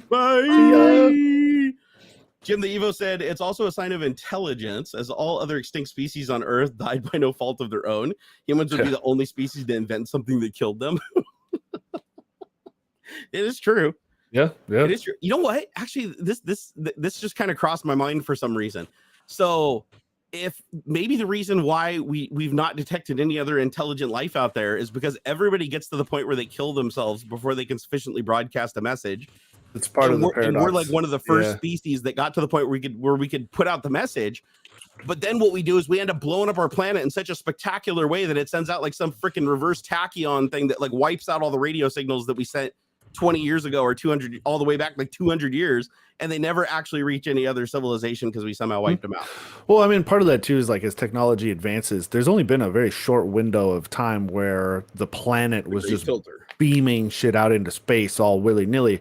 As technology has advanced, we've gotten a lot quieter. There's less noise actually escaping the planet now than like during the 50s and 60s and stuff. Yeah, with more directed like satellite communications versus just broad, outrageous radio transmissions just going out everywhere.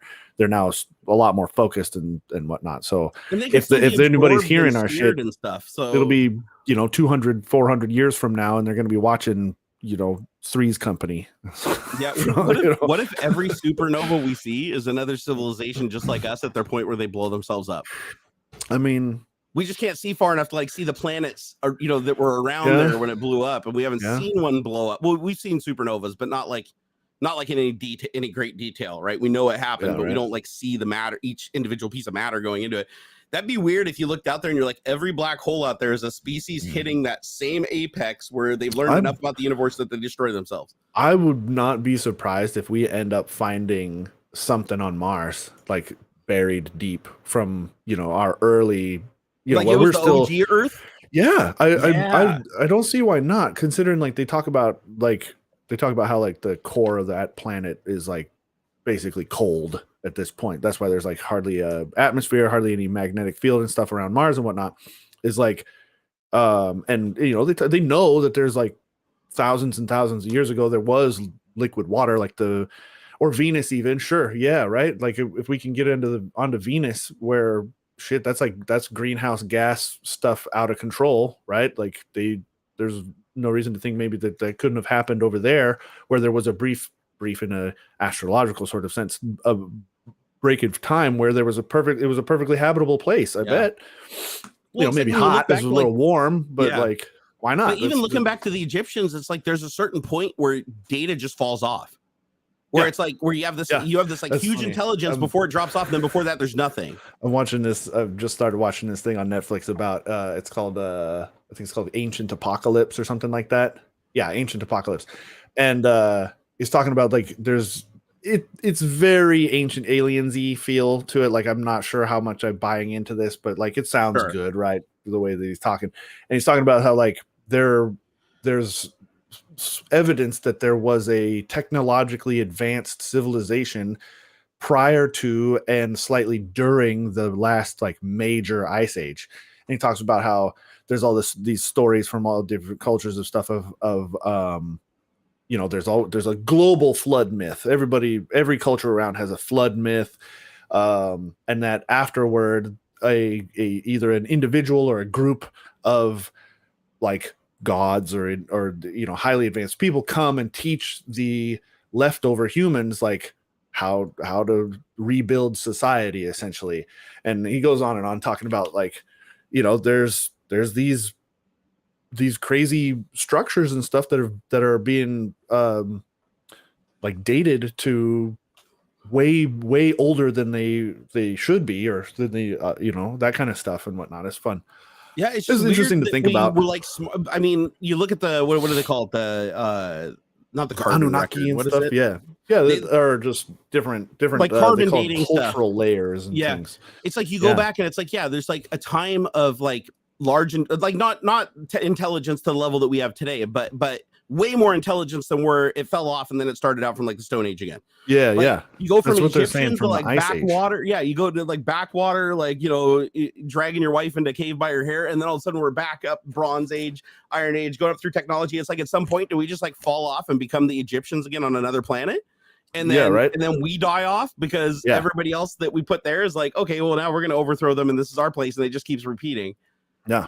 Wouldn't it be funny if we jumped back and forth between Mars and the Earth already like a dozen times, and we just burn the atmosphere off the planet, go to the other planet when the atmospheres come back every few tens of thousands of years. We just terraform one planet when we're living on it. We just go back and forth and like forget. Well, because like you got to think about it, man.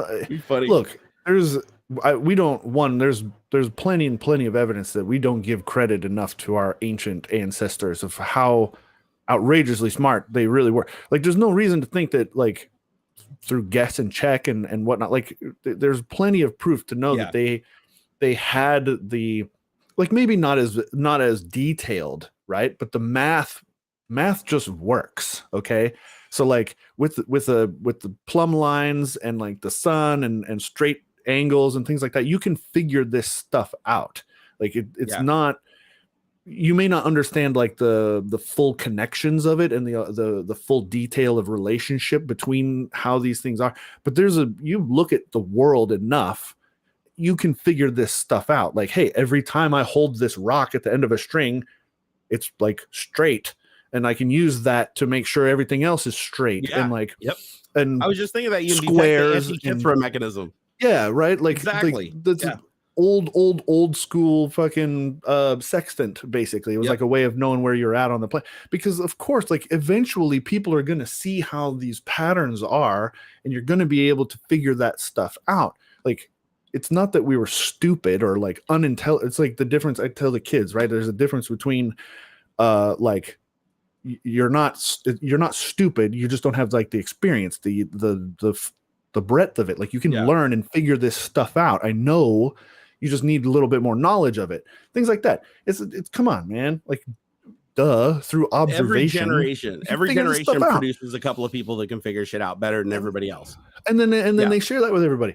And so like there's no reason to think that you couldn't, and like religion and like all the shit that holds everything back. And that's happened before too, the active suppression of the dissemination of information and things like that. That happens. They keep it all to one thinking the earth was round. Like that was like heresy at one point. Because you're challenging power structures at that point. That's a little different. But I mean it happens over and over and over again. You know, you keep the priesthood are the only ones who can read and write. That kind of stuff. And, it reminds me of Idiocracy, the movie. It's like if they just presented the data at a dumb level and made them look good for it, like they came up with it, then it would be accepted easier.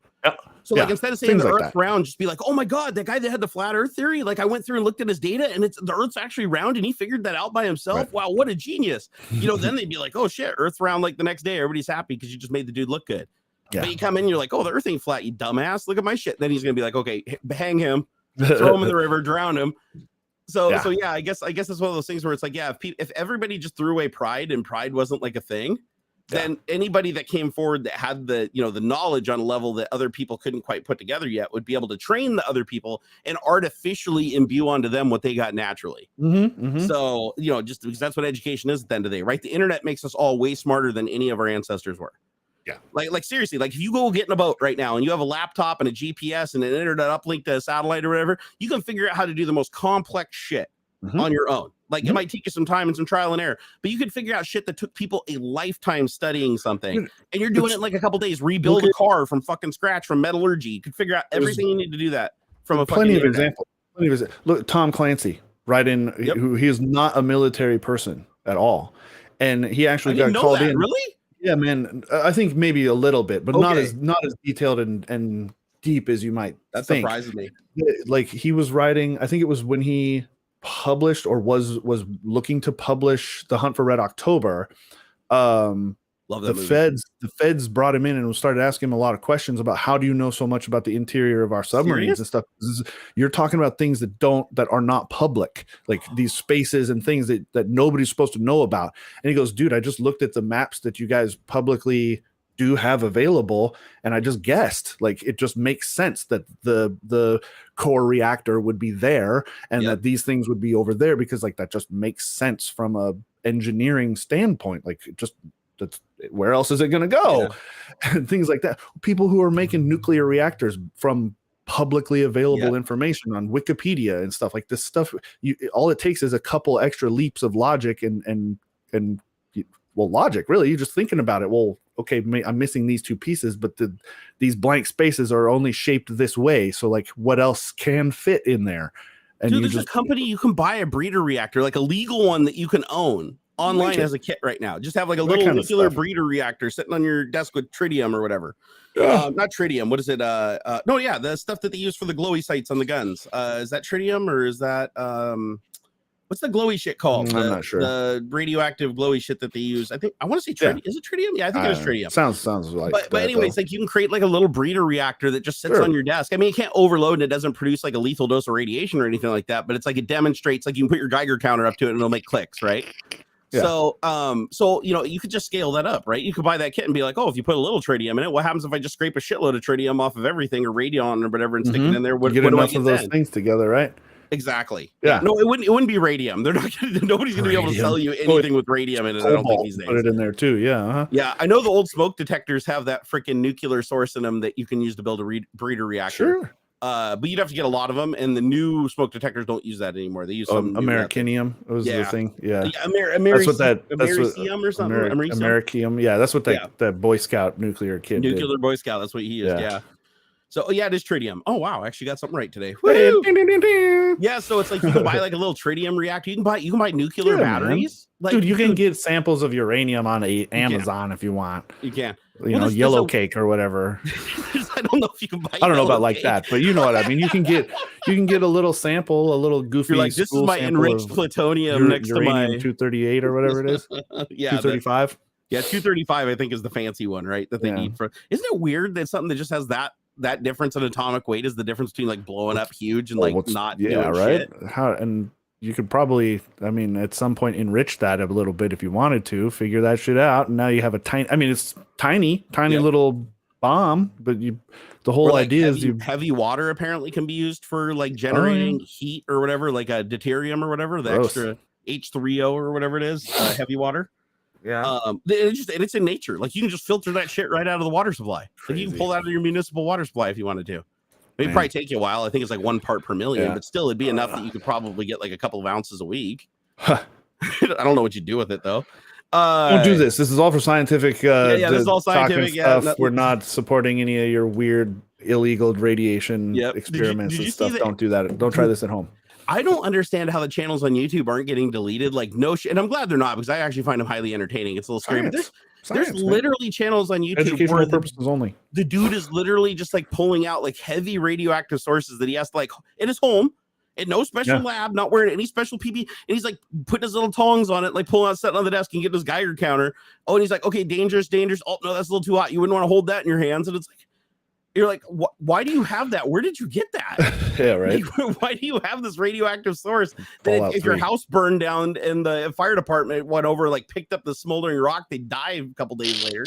Like, yeah, you should not have that in your house. I'm sorry, unless you have like the proper safety procedures, like the iron bucket, and permits and stuff. Like, come on, like at some point, Nile Red. No, was it Nile Green?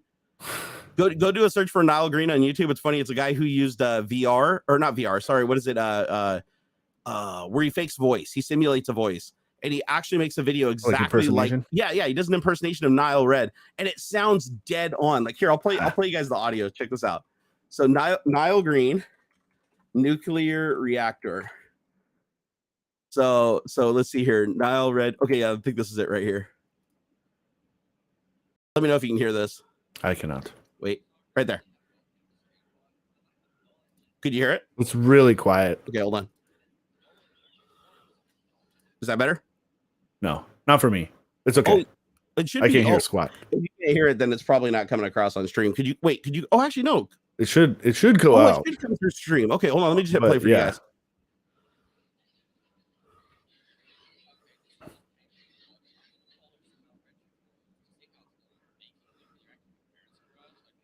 It's like your mic is your mic is picking it coming out of your headphones. Yeah, for some reason desktop audio is not picking up right. Let's see. Speak Rodecaster Pro Stereo. Let me see if this works. Today I'm going to make a nuclear reactor. He's joking. In my parents' garage. He's still joking. Here is my uranium I'm going to use. No. And I just bought it on eBay. You can't buy... What? How is this legal? It wasn't enough, though, so I snuck into the abandoned Chernobyl military lab in Pripyat, Ukraine to steal some leftover uranium from 19... He actually changed it. The original videos, he doesn't say anywhere on the channel that he's not Nile Red. Yeah. And so Nile Red got in trouble, and Nile Red kind of shot him down and said they were going to take his channel, and he went on to one of their podcasts and explained who he was and how he was doing it. And so it looks like he's changed his videos now. I hope we can find the old ones. I hope somebody re-uploaded the old ones. But now he just does a voiceover where he does the parody and then he talks over the talk of it to make it like a parody. But before, there was no indicators. And I thought for the longest time that Nile Red had like this crazy channel where he was just doing fucked up shit.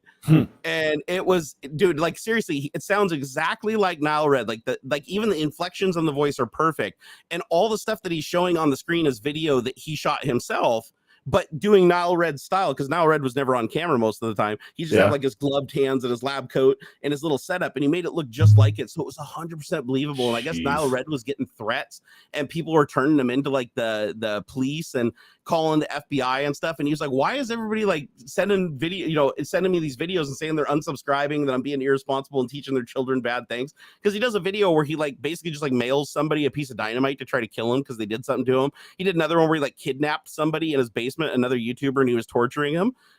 but it's all in the style of Nile Red, and he called the channel Nile Green because Nile Red has a Nile Red and a Nile Blue channel. Okay. Oh, okay. So Yeah. It's still blue and red, right?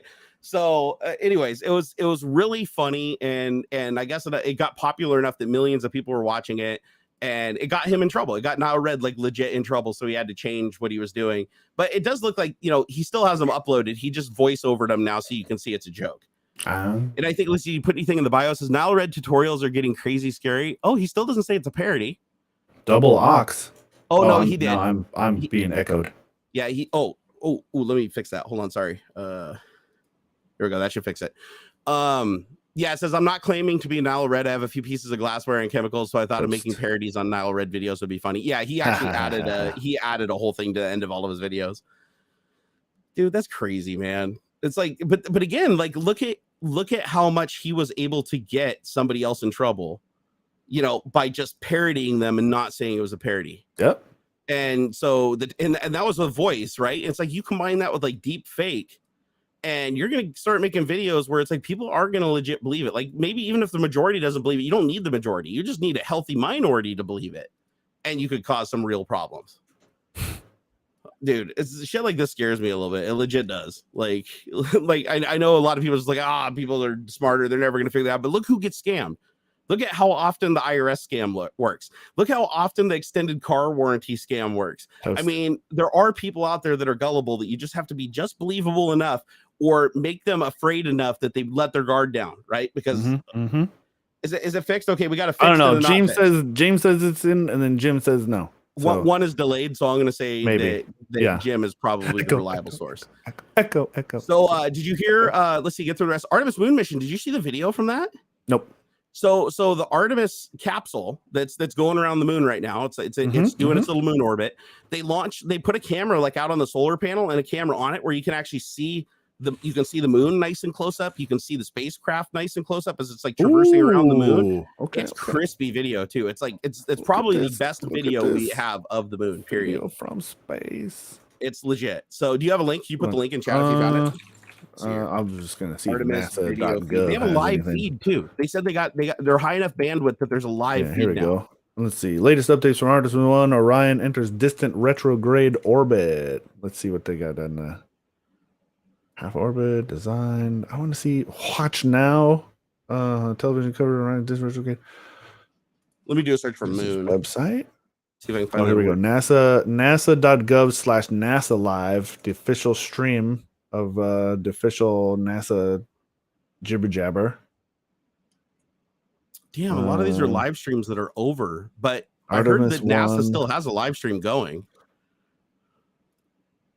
No, that's not the real one. Hold on here. NASA. There's this, but there isn't anything happening. A live coverage of the NASA Artemis mission. Let's see, is the stream running or is it?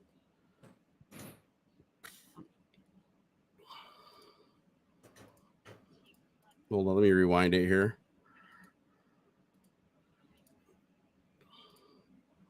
Yeah, they're not showing it. And I just watched the footage like right before I started the stream. Somebody sent me a link to it. Let's see, Artemis Live, because they have a camera on board the capsule that's like recording the moon as it's going over it. Like, and the camera's out on one of the solar panels looking back, so you can see the whole capsule. You can see the moon. It's like super high detail.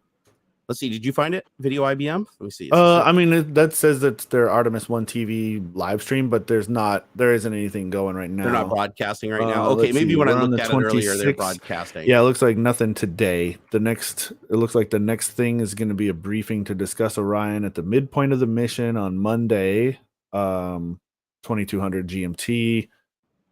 Here I found a recording of it. Here it is. Okay. Share copy. Here you guys go. Boom. Sorry about that. There's the video right there. Oh wow, but Napalm actually got it before me. Nice Napalm, right on, dude. So yeah, if you watch this, you fast forward. What? It opened the link inside the chat, the window that I have chat. Oh no, okay. It's okay. I'm back. Yeah, it's cool. You get to see it you get to see it approach the moon, and then when it gets out of radio range, they switch to like a graphic. Like, it's so cool. That's that's actually going pretty fast. Yeah, it takes like an hour to get pretty close, but like, And you can actually see like in they have scenes inside of the capsule where you can see the dummy and its spacesuit or whatever for like its internal tests. All right, so that's an animation. Yeah, if you go to let me see, where does it start? That's bonkers. Yeah, if you go to the start of the video all the way through about an hour and 36 minutes, you can see it approaching the moon, and it's getting closer and closer and closer. I mean, it's like they go moving. They flip to the animation at around 1:45, hour 45. Because I think there's spots where they lose the transmission. Yeah, it's a high bandwidth transmission. Yeah, man, it's far away. But look how crispy. I mean, the cameras are so good now. Like when that thing gets right on the moon, and I saw one where it was closer. So there is video footage of it closer. This one's like probably from way earlier. This is 5 days ago, dude. It's 55. Way closer now. Let me see here. NASA, let's see, Artemis. See if we can find the actual like closest video. Yeah, let's see. Here we go. Artemis, Orion flying over the moon. Artemis 1, Artemis. There's distant lunar orbit insertion burn from yesterday. Yep, here it is right here. Share, I got it. Share, copy. Yum. I think it's this one. I think this guy is just basically replaying footage on his channel. But if you watch it, it's like this is the camera as it's cresting over the moon. Oh no, this is the live feed. He's rebroadcasting the live feed. So this is lunar images taken from orbit of the moon, and then it says in 4 minutes Earth's going to come into view. And this is let me check the date. Saturday 26, November 22 at 5:02 p.m. Yeah, that's right. This is right now, dude. This is live. Oh, what? So if you guys go to that link that I just put in chat right there, the one that's starting with SH, it's counting. This is Artemis right now looping around the moon. Cool, man. Yeah, and it's about to come into contact. Like it's gonna in 3 minutes and 40 seconds, it's gonna crest over, and you're gonna see the Earth. That's the real moon. That's the real. That has to be like the best images we've seen, other than like the film images from the lunar lander, right? I mean, they've done some really like high res still images and stuff that are the film stuff is really holy good, cow, for sure. Like the Chinese probe took some really killer photos. I haven't seen the Chinese probe. Yeah, the one that crashed, right, when they tried to land it. I think so. Well, yeah, I haven't seen that one. Yeah, because I think the point of it was to get pictures of the backside, like the dark side of the moon, and it was really cool. Dude, this is so sick. I would just want to hang out to see the Earth. No, I do too. I didn't realize that this was the live feed. Like, I want to see this. So yeah, and it says right there on the date, Saturday 26th at 5:03, and right now we're at 2:03. So that's right. Did you see photos of the damage that the rocket did to the launch pad? It fucked up the blast doors. Oh on man, both the whole elevators. thing. Yeah, the whole thing is just. I mean, they're like, it's okay. Like we knew this sort of thing was going to happen. It's not as bad as it seems. Yeah. But man, they roasted the fuck out of that. Yeah, they said it was more thrust than the Saturn V, right? It's all. It looks all warped and sticky and weird. Man, it looks bad. That's funny. Yeah, did you see the video from the camera on the launch platform that was glowing red? No, that's so the camera is like inside of a housing to protect it, but the housing that it's inside of, you can see, is glowing red around it. Like just that little bit of exposure from the flame for that period of time made that metal glow red. Yeah, this is weird. I wonder. So this guy is streaming it, but where's like the official NASA? Like the official NASA TV stream is nothing. It's like, let me see if he links it here. So let's see. Become channel, please subscribe. Watch lives. Her Mega Moon rocket launches Orion spacecraft on a 6-week mission around the moon. Yeah, I don't know why. Yeah, why is this guy the one that's hosting it? Watch, we probably find out this is some like Unreal 5 fucking rendering or something. That'd be kind of funny. We're sitting here watching. Yeah, it could be fake. I mean, if it's a fake, it looks really good. Like it's a really good fake, right? Like almost a sim. Like I can see where this isn't like live from. Yeah, it's got. I mean, the guy's channel's got 666,000 subscribers. Or let me see what other content he's made just to make sure he's not like bullshit. Let's see here. So 12 days ago, supernova explosion finally happening now. Betelgeuse just got extremely bright. What will happen now? I don't know. Let's see here. NASA DART mission causes Didymorphos to hit Earth. Oh God, this is not. I'm losing faith quick. This is a fraud stream. This isn't recent Artemis missions. Yeah, I was like, this seems a bit much. I'm down to watch whatever happens in a minute. I'm invested now. I'm emotionally invested because there's only 47 seconds left. It looks like the last thing NASA officially put out was regarding the insertion burn to the retrograde orbit, and that was yesterday. Oh, okay. So it wouldn't be live. Like right now, it'd already be on its way back. Right? Yeah, I think so. So there's like live tracking and stuff going on. So like this might be like a simulation of let me know where if you guys it see is. this in the chat over on that stream. I typed a message into chat over there, and I want to see if anybody sees it. Yeah, right. Yeah, Oystein is over there, and Cry Media, he's over there. So I mean, this could be like a render or it's live tracking, but it could be these aren't actual images.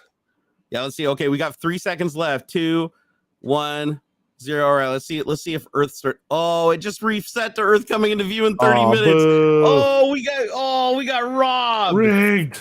We got robbed. Hey, Adrian Zwermer, I saw you say you couldn't see it. So you didn't see my graphic? Fake. AuxxZillary, boo, Jack Andrew rigged. I cannot believe we got fooled. We didn't even get to see a rendered Earth come into view. Come on. You know what? Everybody go report this stream and let's see if we can get it taken down. Let's do it. That's mean. No. This guy wasted minutes of our precious time and got our hopes up. That's right. Report it as sexual content and violent, repulsive content. No, it's repulsive. How dare this man let's see here. Harassment or bullying, hateful, dangerous, misinformation. There we go. Misinformation.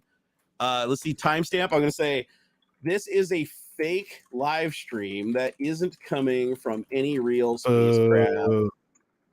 And it just resets the timer every 30 minutes to make it look like it's real. This is 100% fake and not being advertised as fake. Please close this YouTube channel or I'll rage quit. YouTube. Actually, I'll leave that last part out.